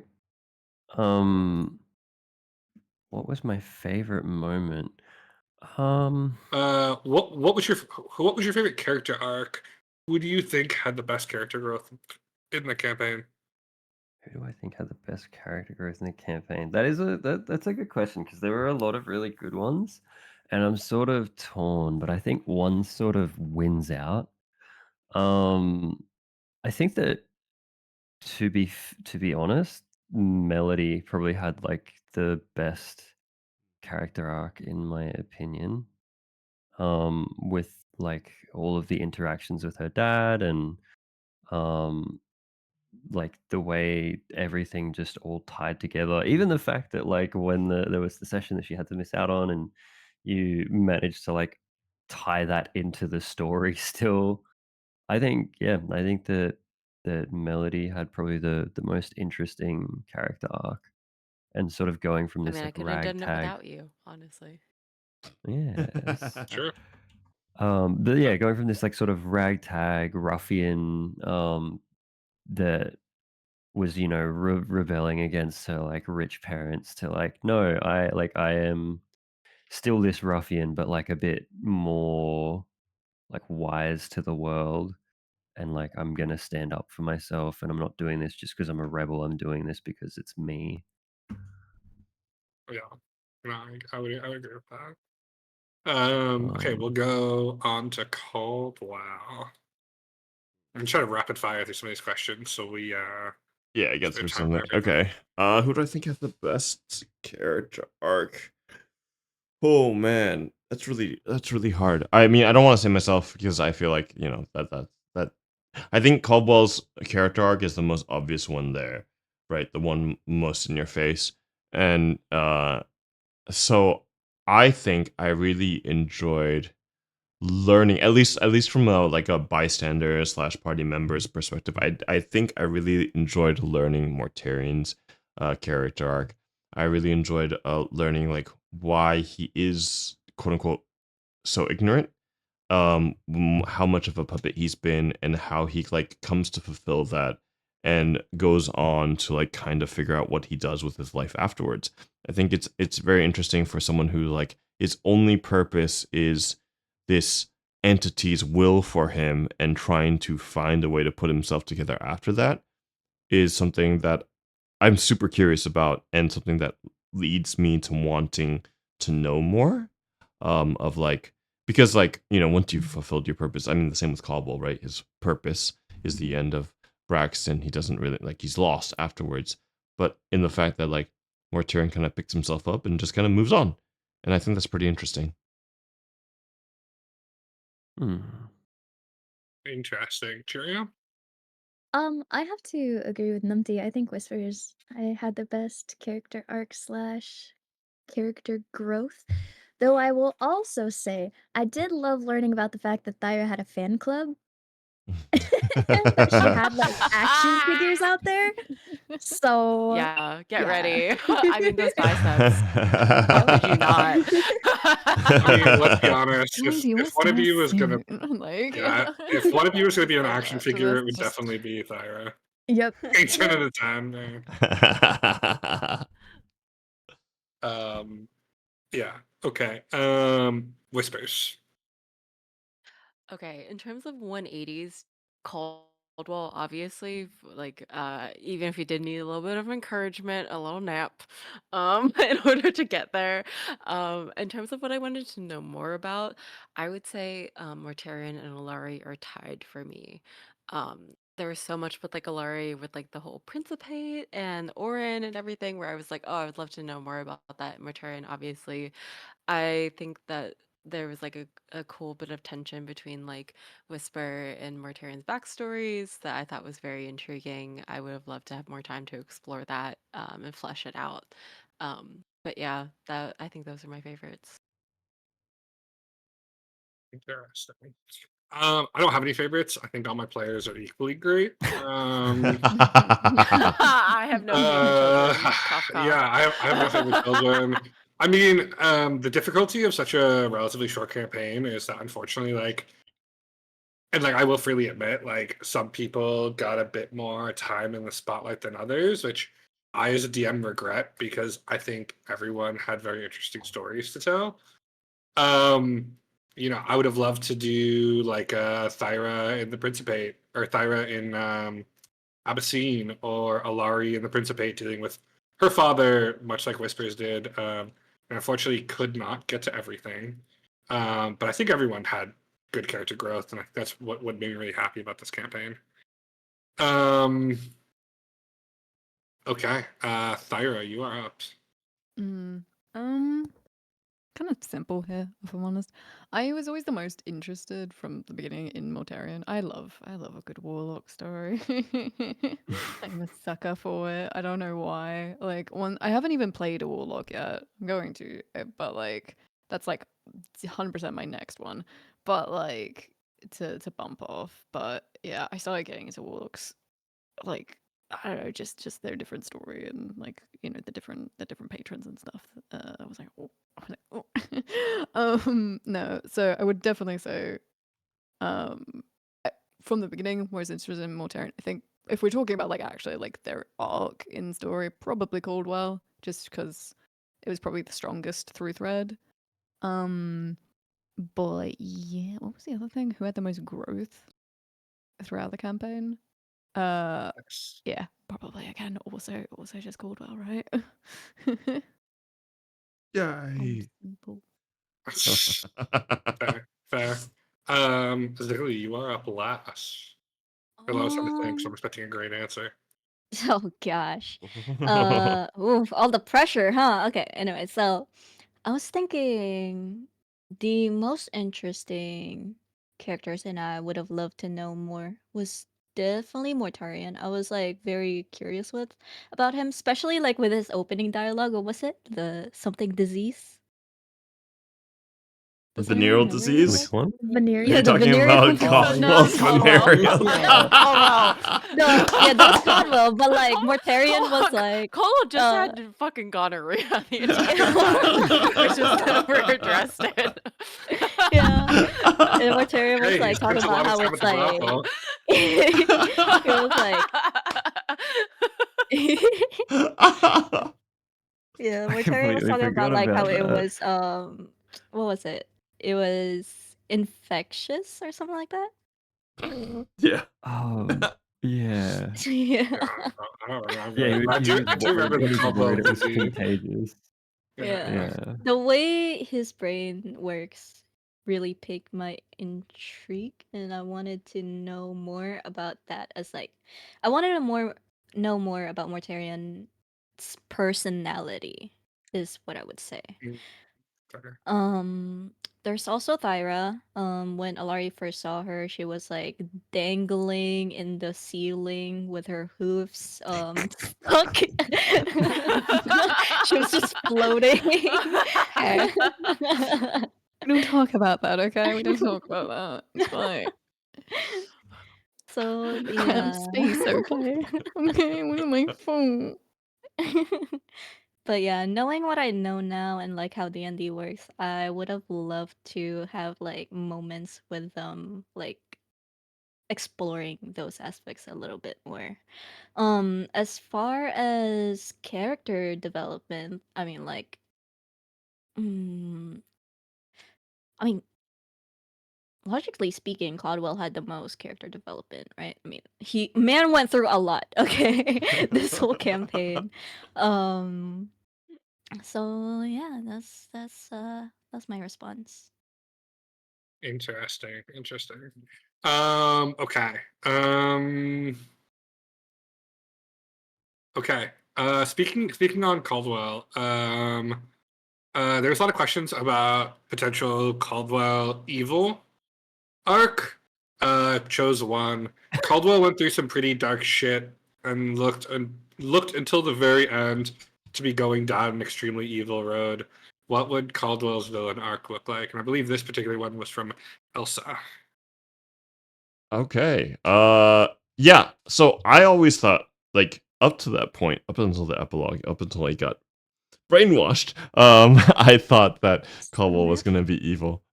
Yeah, just a little nap. I definitely thought Caldwell was gonna be evil the whole way through and through. Um, I a big part, even though we were like super overtime, like last session, everything, and like we were like way overtime, and thank you guys for sticking through.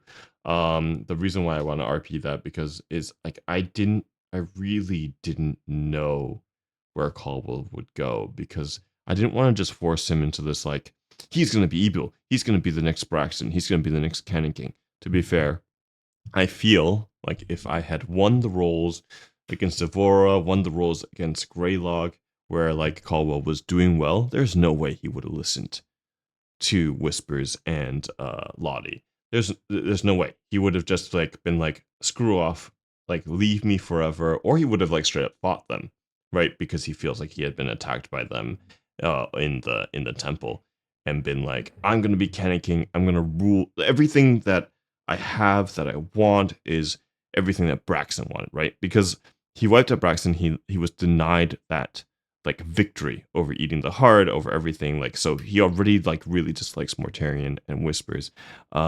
And so the next best thing is to get everything Braxton wanted, which is ruling over Reverie. And even more so than that, like because he feels like insulted by Bertolt and other powerful peoples in the world, he's like, I have to make sure that I am something and I don't care how I get it. So he would have been Braxton incarnate. He would have been everything that Braxton wanted him to be. He would have been the monstrous person that would have like crushed everyone around him, and he wouldn't have cared how he got it because in his eyes, in his mind, in the way that he was raised, that is how you demand respect. That is how you get power, by being cruel, right? Which is why like his whole moniker is called Well the Cruel. As we like exit out of the campaign is because that's the only way he really knows. Aside from like Devru, who has shown him love, that it's so like it. Anything that Devru has taught him has been so overshadowed by her like her death, her sudden death, and like the fact that he never even really got to say goodbye or anything like that. Is that like it doesn't matter anymore. It's just overshadowed that to the point where he doesn't see it anymore, doesn't hear it anymore, doesn't care about it anymore. Which is why I say like I don't think he's processed the death until after he's gone to the Feywild, is because he hasn't let himself actually feel or mourn, because the only way to move forward is to be powerful, to prove that you're someone. Yeah, I think that's fair. And like I said, with the whole Braxton thing, I think in many ways, like Caldwell and Braxton are very similar characters. And the only difference is, right, Caldwell has a Lottie and Braxton did not. And that's why we all need emotional support verbs.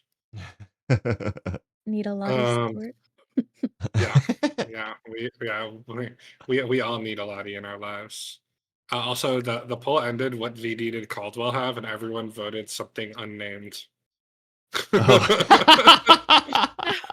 That's great. Which is amazing. Um, okay, Zaylee. Did Alarie have any crushes during the game? She seemed Oh. to keep things relatively close to the chest. Did Alari have a crush? Um, I would say if she did have a crush on anyone, it would probably have been Thyra. Can I just okay? I on knew that, Brother? Negation! I was gonna question the way There's you a reason why I had drew her looking at Alarie. her. There's Yeah, no other yeah, I was gonna reason. question it. I was gonna be like, wait, this is giving a little bit like, but like, It's Yeah, I just was thinking Dal's that too favorite when I ship. saw this. When I saw this, I was like, "This is Yeah. perfect." I listen, I ship Alarie and I ship Cold War and Mortarian. Sorry, this is who I am. it's blue. This is real, this is Golden not. retriever for real. Wait, No. Caldwell and Mortarian? What? Yeah! Listen, let me live my fucking little fangirl ass dreams. I'm not gonna yuck your yum. I'm gonna ask about that as soon as Zilly has finished dividing her whole thing. Okay, so like, yeah, this goes back to the ship blowing up again, right? Because like Thyra was the one who saved her. She was drunk, so she was just like basically not caring about how she acted. So like, out of the whole campaign, I think that's the most giddy we saw Alarie as. Because like Lyra picked her up and then like pretty much took care of her that whole time, right? Until like she tucked her into bed. Um, I did. That's so probably my favorite like whole like sequence. By the way, the whole like both the ship blowing up and then the whole like that whole kind of like Yeah, afterwards as well. I was gonna say, I'm yeah. actually surprised. I actually kind of ship Alarie and Whispers. No, like So Alarie cared about whispers, but if we're talking crushes, Thyra lines up a little bit better in that. Hang on, I In my think mind, there was a everybody. No. there was a point where Alarie probably would have went up to Thyra and like offered to like sharpen her horns.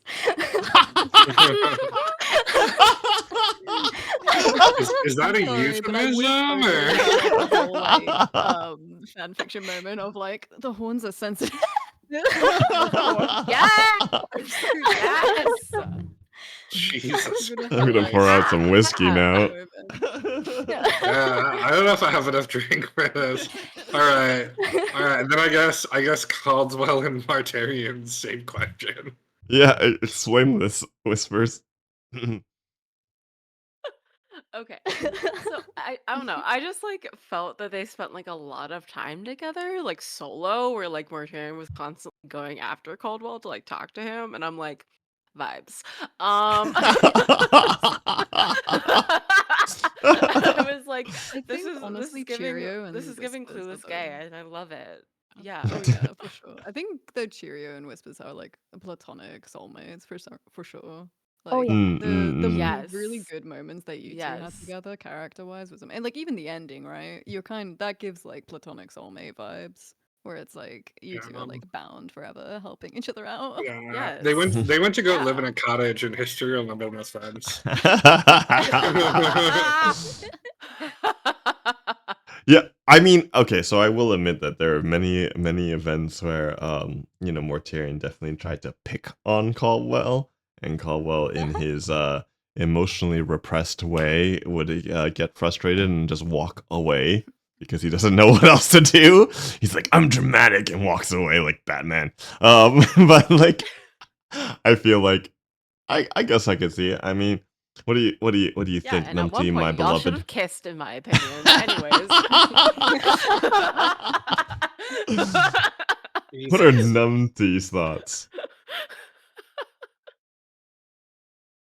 Not Numpty's not Numpty even has here. no thoughts. Numpty has no Numpty's thoughts. just not here, or he's muted on Oh, Once accident. I again, just realized I Mortarian, was muted. I was muted. just not He was listening. muted. Of course, he was muted. No, I don't know. I can see why people would think that.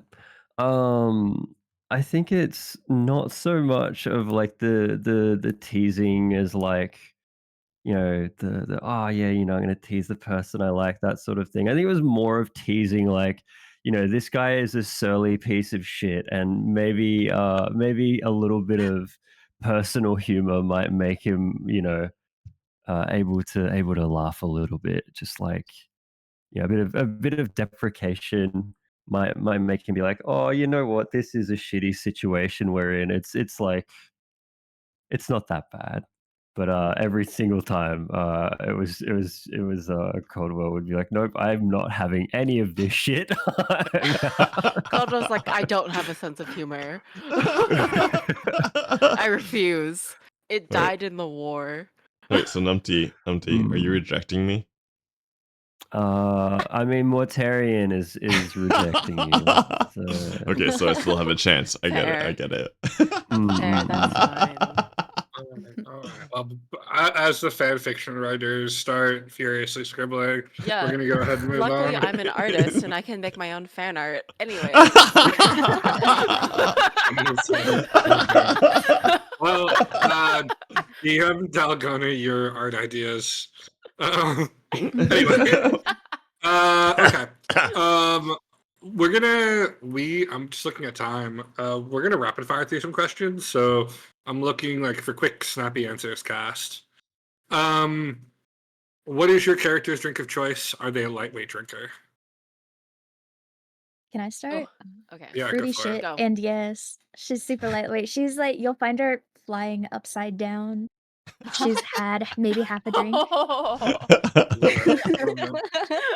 right, whispers. Whispers would absolutely fuck up a cordial. If she was a cocktail though, she would absolutely be one of those artisanal bullshit cocktails that have like edible glitter. Anyways. And is she a lightweight or not? Yes, 1000%. Literally an Air Genasi. Literally a lightweight. Yeah. Thyra. Not a lightweight. Why did I go so British there? Wait, sorry. Not a lightweight. Sorry.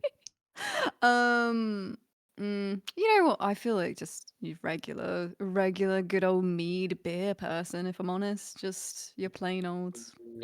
It. Alarie.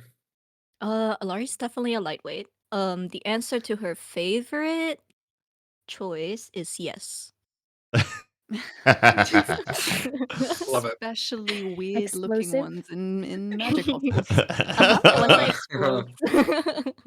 Mortarian. He's probably not an alcoholic. He is probably more into the just juice of some sort, and probably very much a lightweight, considering he lived on an island by himself. Do you think he goes to those? Do you know those like they're pretty popular out in Utah, like the craft soda places for all the Mormons who can't drink? I think that would be more Yeah, Yes, shit. the sodas. That's probably him. Yeah. Yeah. Maybe you don't know that because of course you're not from the States, but that's a whole movement. Anyway. Anyways. For me, what was your favorite NPC to play? Which was your least favorite? I really liked Garrick. Justice for Garrick. Mostly because I could just insult Caldwell, which I never get to insult my players.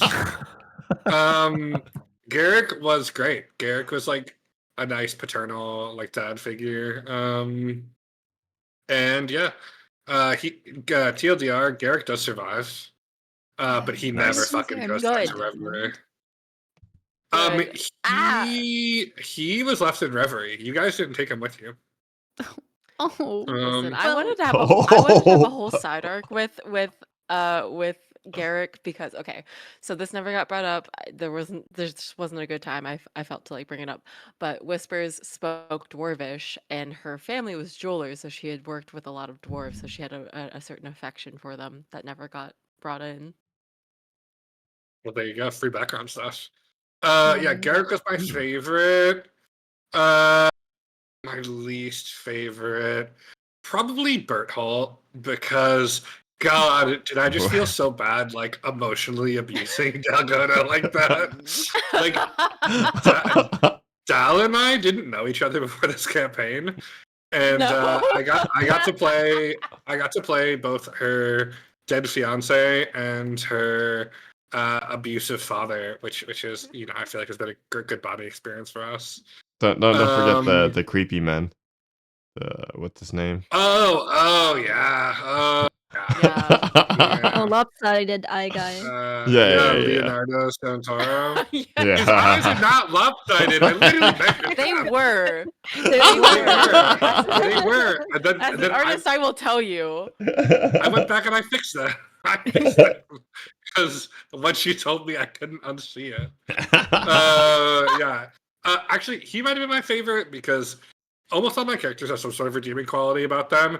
Even Braxton, like for all you shit on him, like Braxton, he got shit done. Like Leonardo is just a fucking douchebag, and was just like I felt slimy playing him, and like I actually pulled Dal aside before, and I was like, hey, like this character is going to be like very aggressive with you because like you have something they want, but spoiler alert, it's not really her body, it's her money, right? But he is going to be like extremely aggressive, like a lot of I modeled him. I know a Brazilian guy who I modeled him after, and just like very aggressive, like won't take no for an answer, and like yeah, it's not a good vibe. So he's probably the worst character. Numpty. In the epilogue stage, you did a backtrack. Why did Mortarian's epilogue change? Like, can you walk us through a little bit about what you were feeling that sort of caused you to do that? So a little behind the scenes here. When I was talking to Dom about my epilogue, we both sort of agreed that the way that my epilogue would play out would be very like dependent on what happened in the session. Um, and there was actually some things that I wasn't really aware like could happen, so I didn't really think about what the consequences of that would be. And one of those things was I didn't think that the panther thing that had been like his sort of patron's voice to him, and as well as the patron, I didn't think that they were just going to vanish and like sort of leave him to do his own thing now that they were done with him. Um, and so originally the backstory or the epilogue, sorry, was going to be that he just um, leaves and goes and spreads his name, or like spreads his stories and tries to find his name to try and find a purpose. Um, but with the like that wasn't to do with his gods. And with the gods out of his like um out of like meddling with his life, he sort of came to the conclusion, wait, like this is another thing that I can do that is for me, that gives me a purpose and um is something that I've already been doing, which is basically become the protector of the teeth. Um, and so he started on his journey to go spread his name, and then um, ended up finding out that the teeth were under threat by everyone from Telviera colonizing. And he was like, "No, this is my home. Like I live here, and I am its protector." And then became part of the forest. And that was actually another part of his like backstory as well. Was his mentor when he was younger, like told him, when you enter the forest, it becomes a part of you, and you become a part of it. So he was always part of the forest anyway. Yeah. Of all the players, Numpty had the least amount of time to come up with his backstory or his epilogue. So I was happy to let him reshuffle it, especially because backstories I think are important. One, because this is a world where like I run other games, right? So I want the characters to be able to be true to themselves and what they would do, and their epilogues actually affect things that happen in the future. So definitely very important. I was very happy to make that change. Okay. Um, Chirio, what would you have done if Caldwell had stayed on the path of evil? I would have tried to kill him. So Ooh.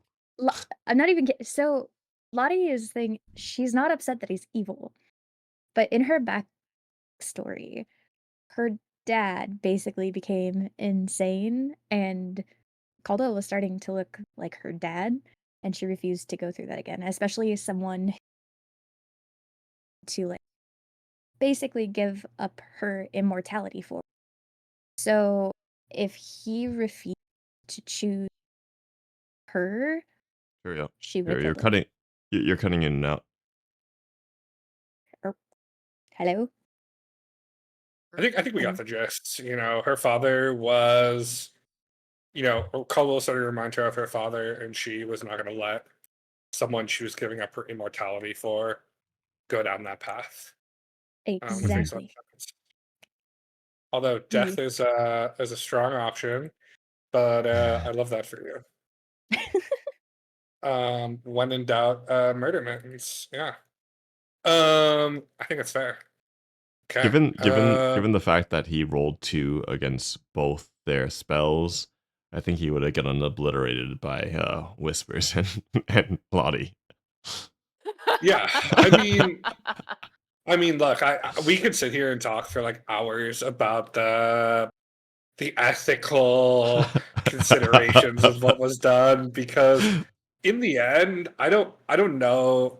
While I think the characters did the right thing, I don't know if there's justification for going in and altering someone's memory and personality like that. Like, you The know, real and I will never condone what Lottie did as a character, but she is also Faye. She's been through shit, and like she would do her damnedest not to allow somebody she cares about to screw over their own life.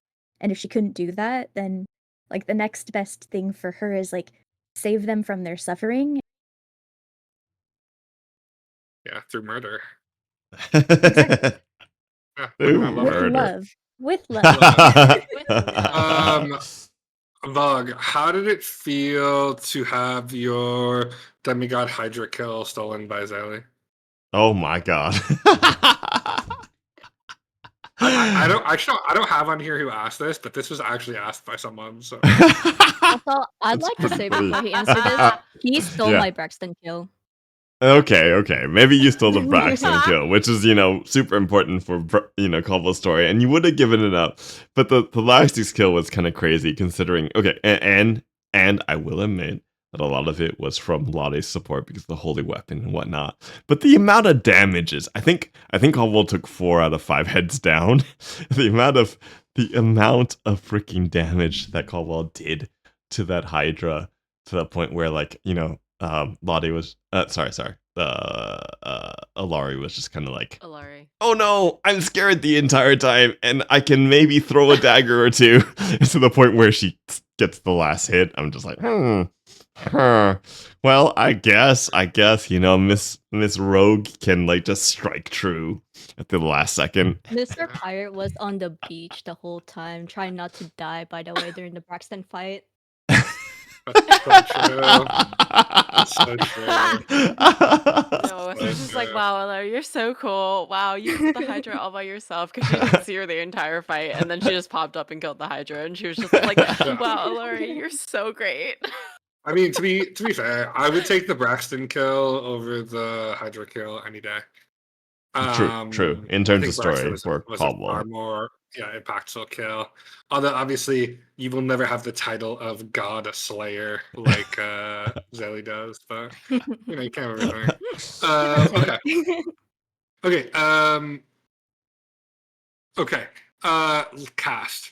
Did your character have a wardrobe change in their epilogue? If so, what would their aesthetic be? And snappy answers, because we're kind of low on time.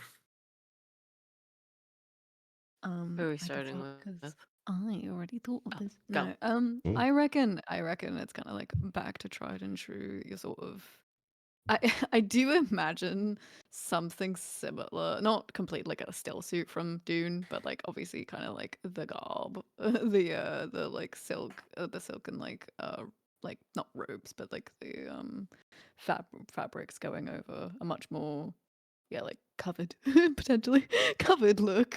Yeah. But yeah, she's got hot blood, so everywhere else it was a bit it wasn't the same. It was too you know. Fair. But Fair.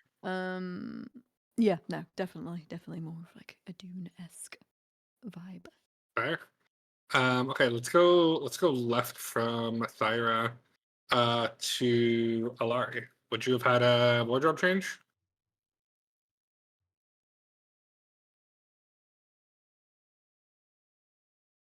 Oh. Or Is it my turn? Yeah. Yes. Yes, Oh, yes, yes, yes, yes. sorry. Um, no, I really like my wardrobe. So I Yeah, really like my outfit. So there is definitely no wardrobe change for me. I agree. You have great outfits. Thank Okay, you. Mortarian. Any wardrobe change? Probably not. Maybe like the addition of some like vines or something, or like, looking a little bit more disheveled. But other than that, Do you think Mortarian would have ever probably seen any of the party again? maybe. Like I don't think that he would stay on the teeth like permanently, but he would always come back there. He'd probably like he'd probably stay there for most of the time, and then every now and then for like I don't know a couple weeks disappear off to some other place and then come back. I love it. Okay, Caldwell, And outfit change? Yeah, he's gonna be like Adam in the Garden of Eden in the Feywild, just wearing leaves and no, no, I'm kidding. I'm kidding. I don't know. I don't think he's gonna change at all. I think he would just, just be wearing Uh, his normal pirate outfit. Maybe take off the hat. That's about it. I love Fey Pirate. I feel like Caldwell's getting it for like a Sky Pirate arc. Yes, Oh, please. Okay, Chirio. Lottie would have more bones and feathers, but I don't think her outfit would like overall change much. Whisper? Yes, fashion was actually a big part of Whisper's design concept. This is once again when I was considering her as a part barbarian. But for those of you who don't know, I'm a trained illustrator. I went to the Savannah College of Art and Design for illustration, for grad school, and so character design is kind of my bread and butter. So in her initial design, the one that she wears in during the campaign, um, I did a lot where like her general color palette is very airy, very light, but then she has a lot of heavy metals, like the gold.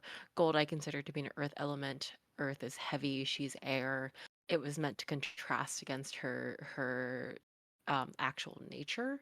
And then also like the mesh around her like chest and throat was meant to evoke, and then like the very tight gold corset was meant to evoke like a cage, like a bird cage. And then as she kind of got more comfortable with herself, she was going to move to something that had a bit more mesh because she was originally going to become a barbarian, so she was going to become trapped in her anger, and there was going to be a lot of red, which once again, red is the color of passion, color of anger. So that was going to start kind of taking over her design. And then definitely in the post campaign, she wears something that's a lot more sorcerer-esque.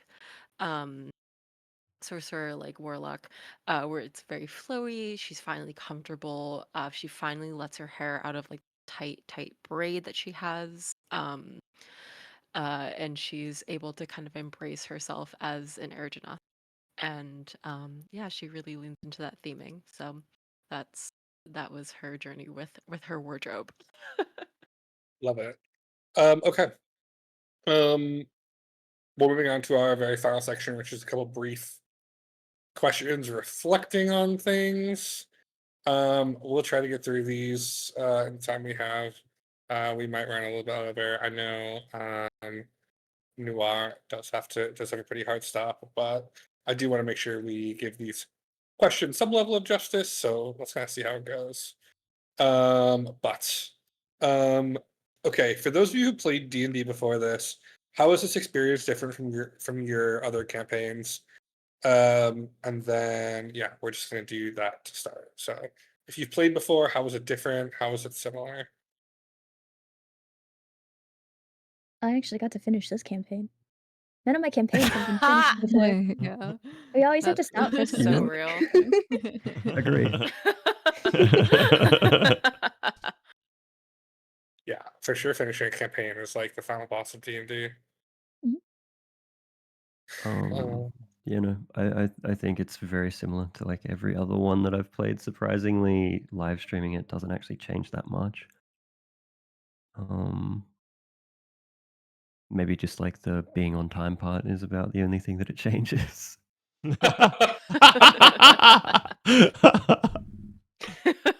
Yeah, so what I I'm mean, hearing is that you need to live stream everything so people make it on time. Yeah. to be fair, they say Yeah. scheduling is the final boss of D&D. So, Yes. getting Yes. getting everyone in the same place at the same time is Yeah, very, 5 very to 6 hard. adults. 5 to 6 adults with work schedules and potentially children and families to all agree on a Saturday to play. Insanity. Super, Mm. super insanity. Okay, anybody else? Anything that you think is insightful? Okay, hearing none. Um, to me, when you were planning the campaign, what themes did you have in mind, or what story do you want to tell? How faithful to this was the result? I would start a campaign, and I think of like 2 or 3 themes. This one was it's not a heroic tale. I think I said that earlier. It was a tale of a bunch of fuck ups who happened to do something great. And yeah, I really didn't want to tell a very typical story of like knights in shining armor. Instead of knights, we have Mortarian and Caldwell, who are like, let's be real, like bumbling fucking idiots sometimes. um, yeah, so yeah, I really want to tell a story about how little things can lead to big things, and how the little guy can really stand up and affect a difference. Um, so yeah, that's the story I want to tell. I think I told it. The whole theme behind the campaign was ambition. And we see a lot of ambitious characters in this campaign. And in the end, we see how ambition can both help and hurt. So yeah, the result. How faithful is the result to my imagining? Not at all. But that's D&D. It's collaborative storytelling at its finest, and you sort of put a sandbox in for players to play in, and they go about things in their own way, and I wouldn't have any other way. So, I expected things to go differently, but they went the way they did, and I wouldn't change it. Okay. To Zaylee specifically, what was the most challenging part of your first campaign? Definitely the learning curve, I would say. I didn't know when I could or it would be okay for me to approach other characters and stuff, which I didn't do at all during this campaign. On my next campaigns, I'll definitely change that.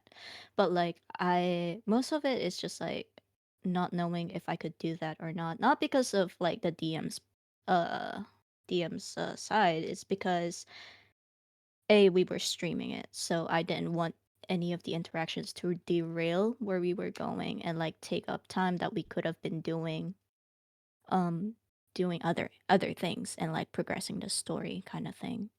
So I didn't do a lot of RP in that aspect. I would say that was definitely challenging. And And huge W's yeah. in chat for Zaylee, being bold enough to uh, st- get on a stream when she had no idea how to play D&D. It's very bold, and we appreciate it. Oh yeah. Thank you. But yeah, I would say that would be it. And also reading character sheets. It's very confusing. Yeah. That's important. All right. I'm gonna change uh the series of questions a bit.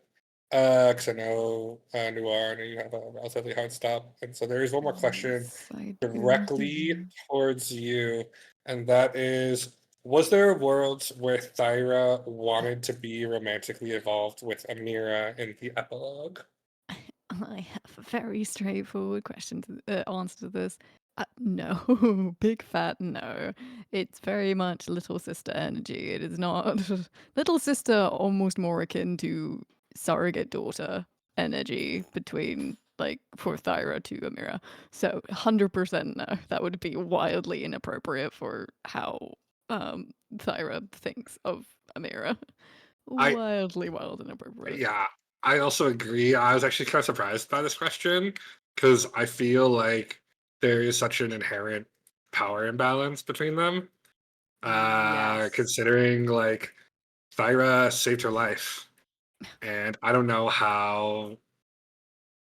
Like, how do you have like a domestic dispute Yeah. with someone who literally saved your life when you were going to die? I don't know how. I don't know how you do that, Yeah, I don't know. Yeah. yeah, Also, I mean, to be fair, I know the audience may not know the age differences, but like, yeah, I'm Thyra, especially like at the end of the campaign. She's in nearing her 40s. Like, if we're going like the epilogue, right? She's 40s in the actual campaign. I think. Oh, she was late 20s, but yeah. like Late 20s, when early 30s, and yeah, Amira's like yeah, 18 max. Amir's I like feel 18, like. 19. Yeah, Yeah, no, no, no, no, no. yeah. Well, But question to be fair, answered. the audience didn't know that, so it's like, Yeah, I'll go get that for them. question answered. Chat. If you're gonna ship Thyra with someone, ship her with Alarie. Okay. Is cast? Is there anything you did in the campaign that you would take back and redo, knowing what you know now? And this is from Saluna. When Anything they you would do? dumped Khan. Yeah. I wanted to try something new, and I figure I'm small fairy, so like might as well put dexterity. Joke's on me. Don't dump Khan, you guys. Uh, I as a mean, listen, it DM, makes sense I for will her tell you. character. As a DM, I will tell you if there is one stat you never dump, it is Constitution. Like, have shitty wisdom, have shitty int, have shitty strength, have shitty dex. Never, never have shitty con. To be I fair, would. I didn't fully dump. I still have a +1, Listen. but for Listen, okay. Plus one. Listen, okay, devil's advocate, I'm a big believer in building a character for roleplay scenarios and also for like character purposes. And when it makes sense for your character, I say dump whatever you feel is appropriate. Just be prepared to deal with the consequences. That's all I'm going to say. Oh, yeah. Oh, first of all, I don't. I mean, I let her dump it. I warned her it was a mechanically bad idea. She wanted to do it. Like, I was happy to let her do it.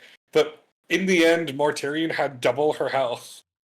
Like, I mean, Yeah, because also he got like a Mortarian was. He magical something or also other at one Yeah, point. Mortarian yeah. was like So, very unexpectedly a tank. From like yeah, the biggest because at the beginning he squishy. was a glass cannon, then we needed to buff him. So, yeah, yeah, yeah, yeah. I don't want to give your healer too much survivability. You know, that's just not a good idea. Because what if I need to kill her? Oh gosh. Hmm. One Uh, thing I guess I would regret is like running up on Berthold. That was something. that was an experience.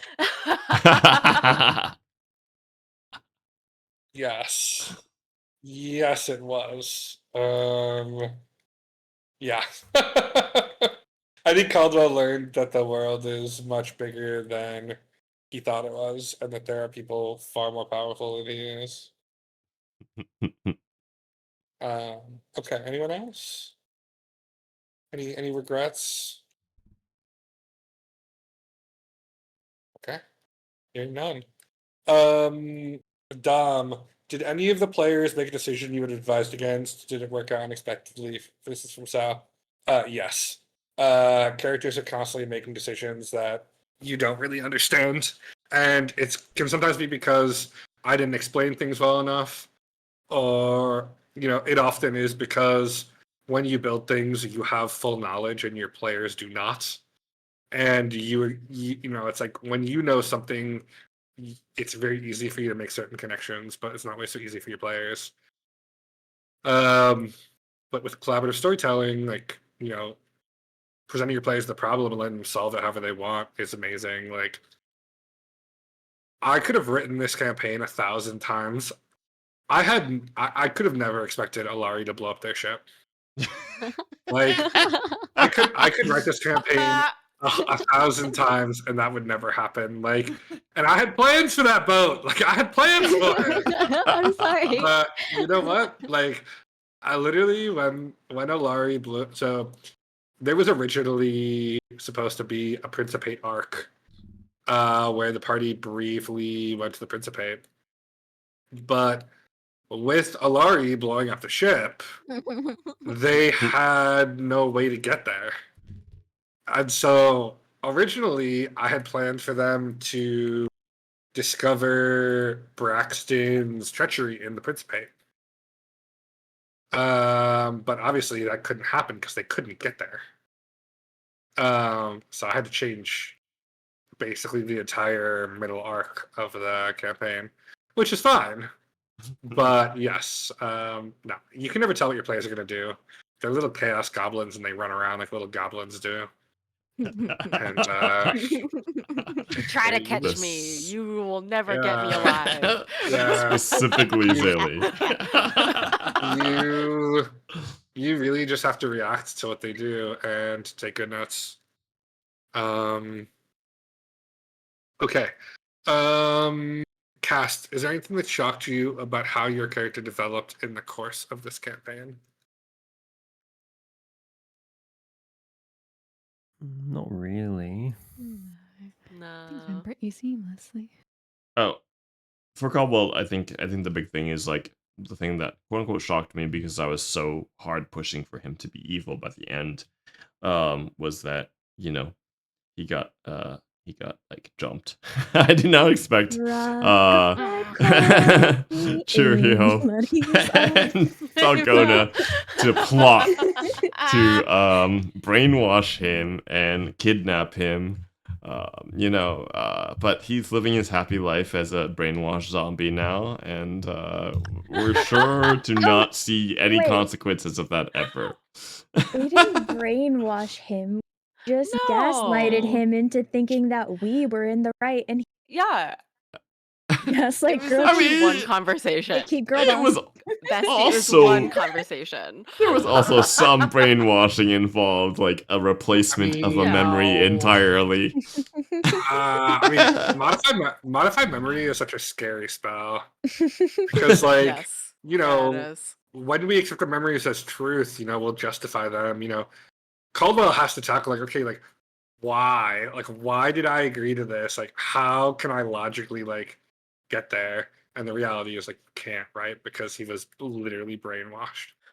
Listen, no, the whole thing was I was trying to like have it be like I was just trying to remind him of Madame Devereaux. That was literally it because she was the good moral compass in his life.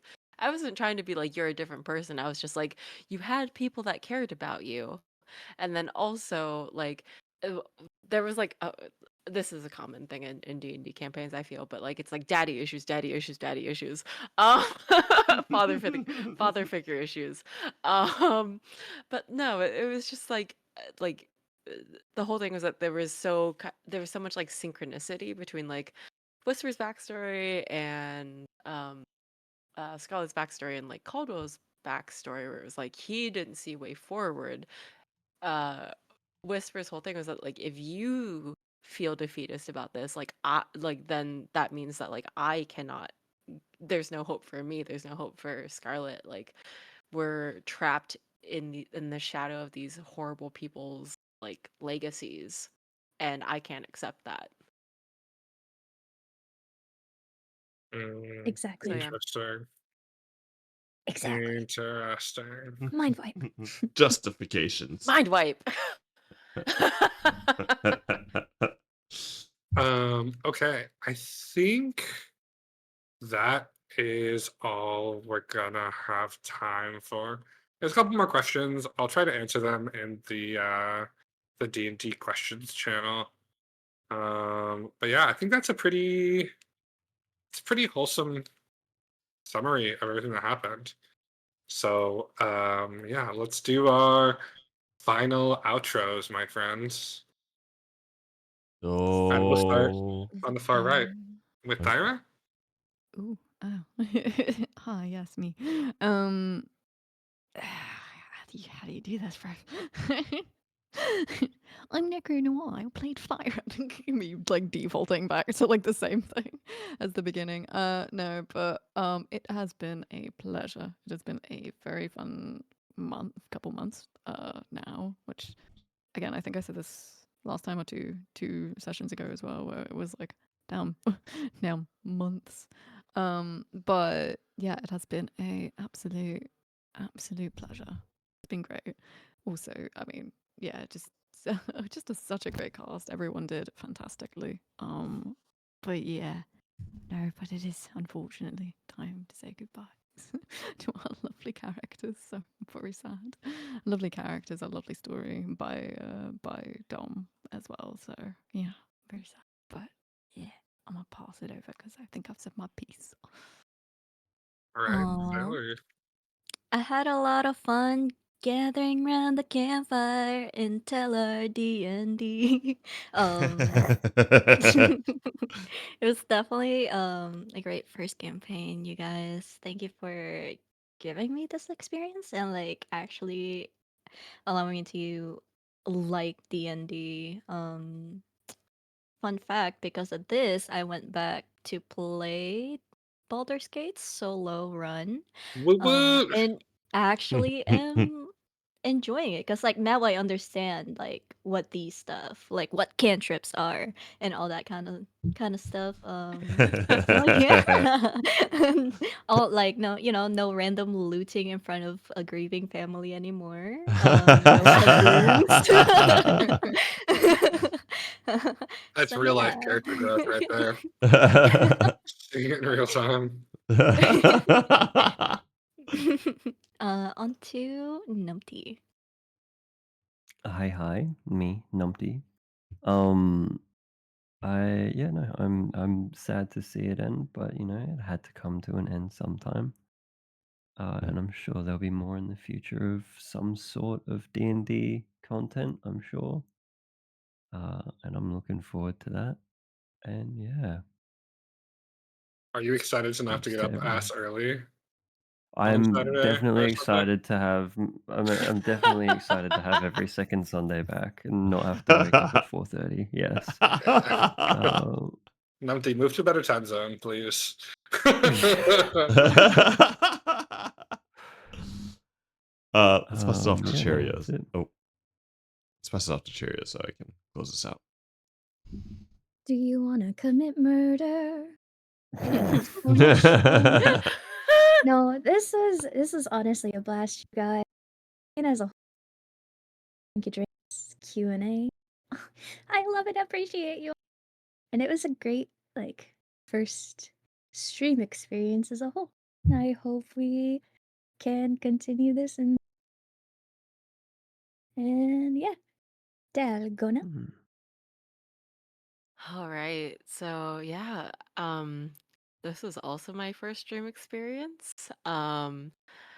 Despite my online presence, the first time I had ever been live. I just want to thank everyone for making it such a wonderful, wonderful time. I had such a great experience.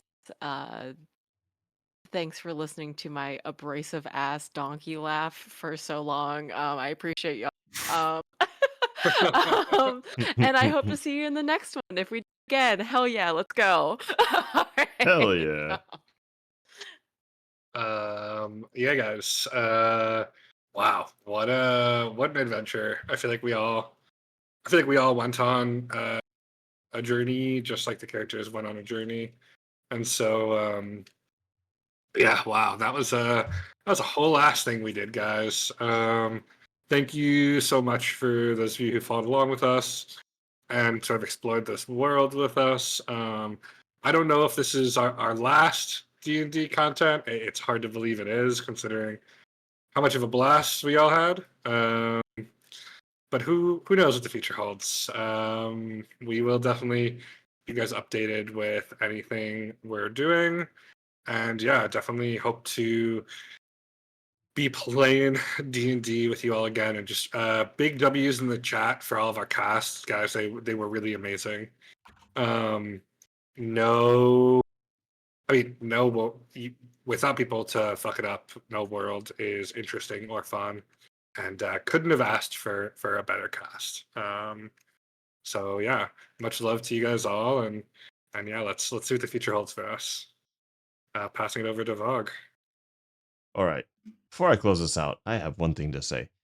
Don't you dare look down and call your thing a donkey laugh, because that laugh is from the soul, and that laugh means that you're alive.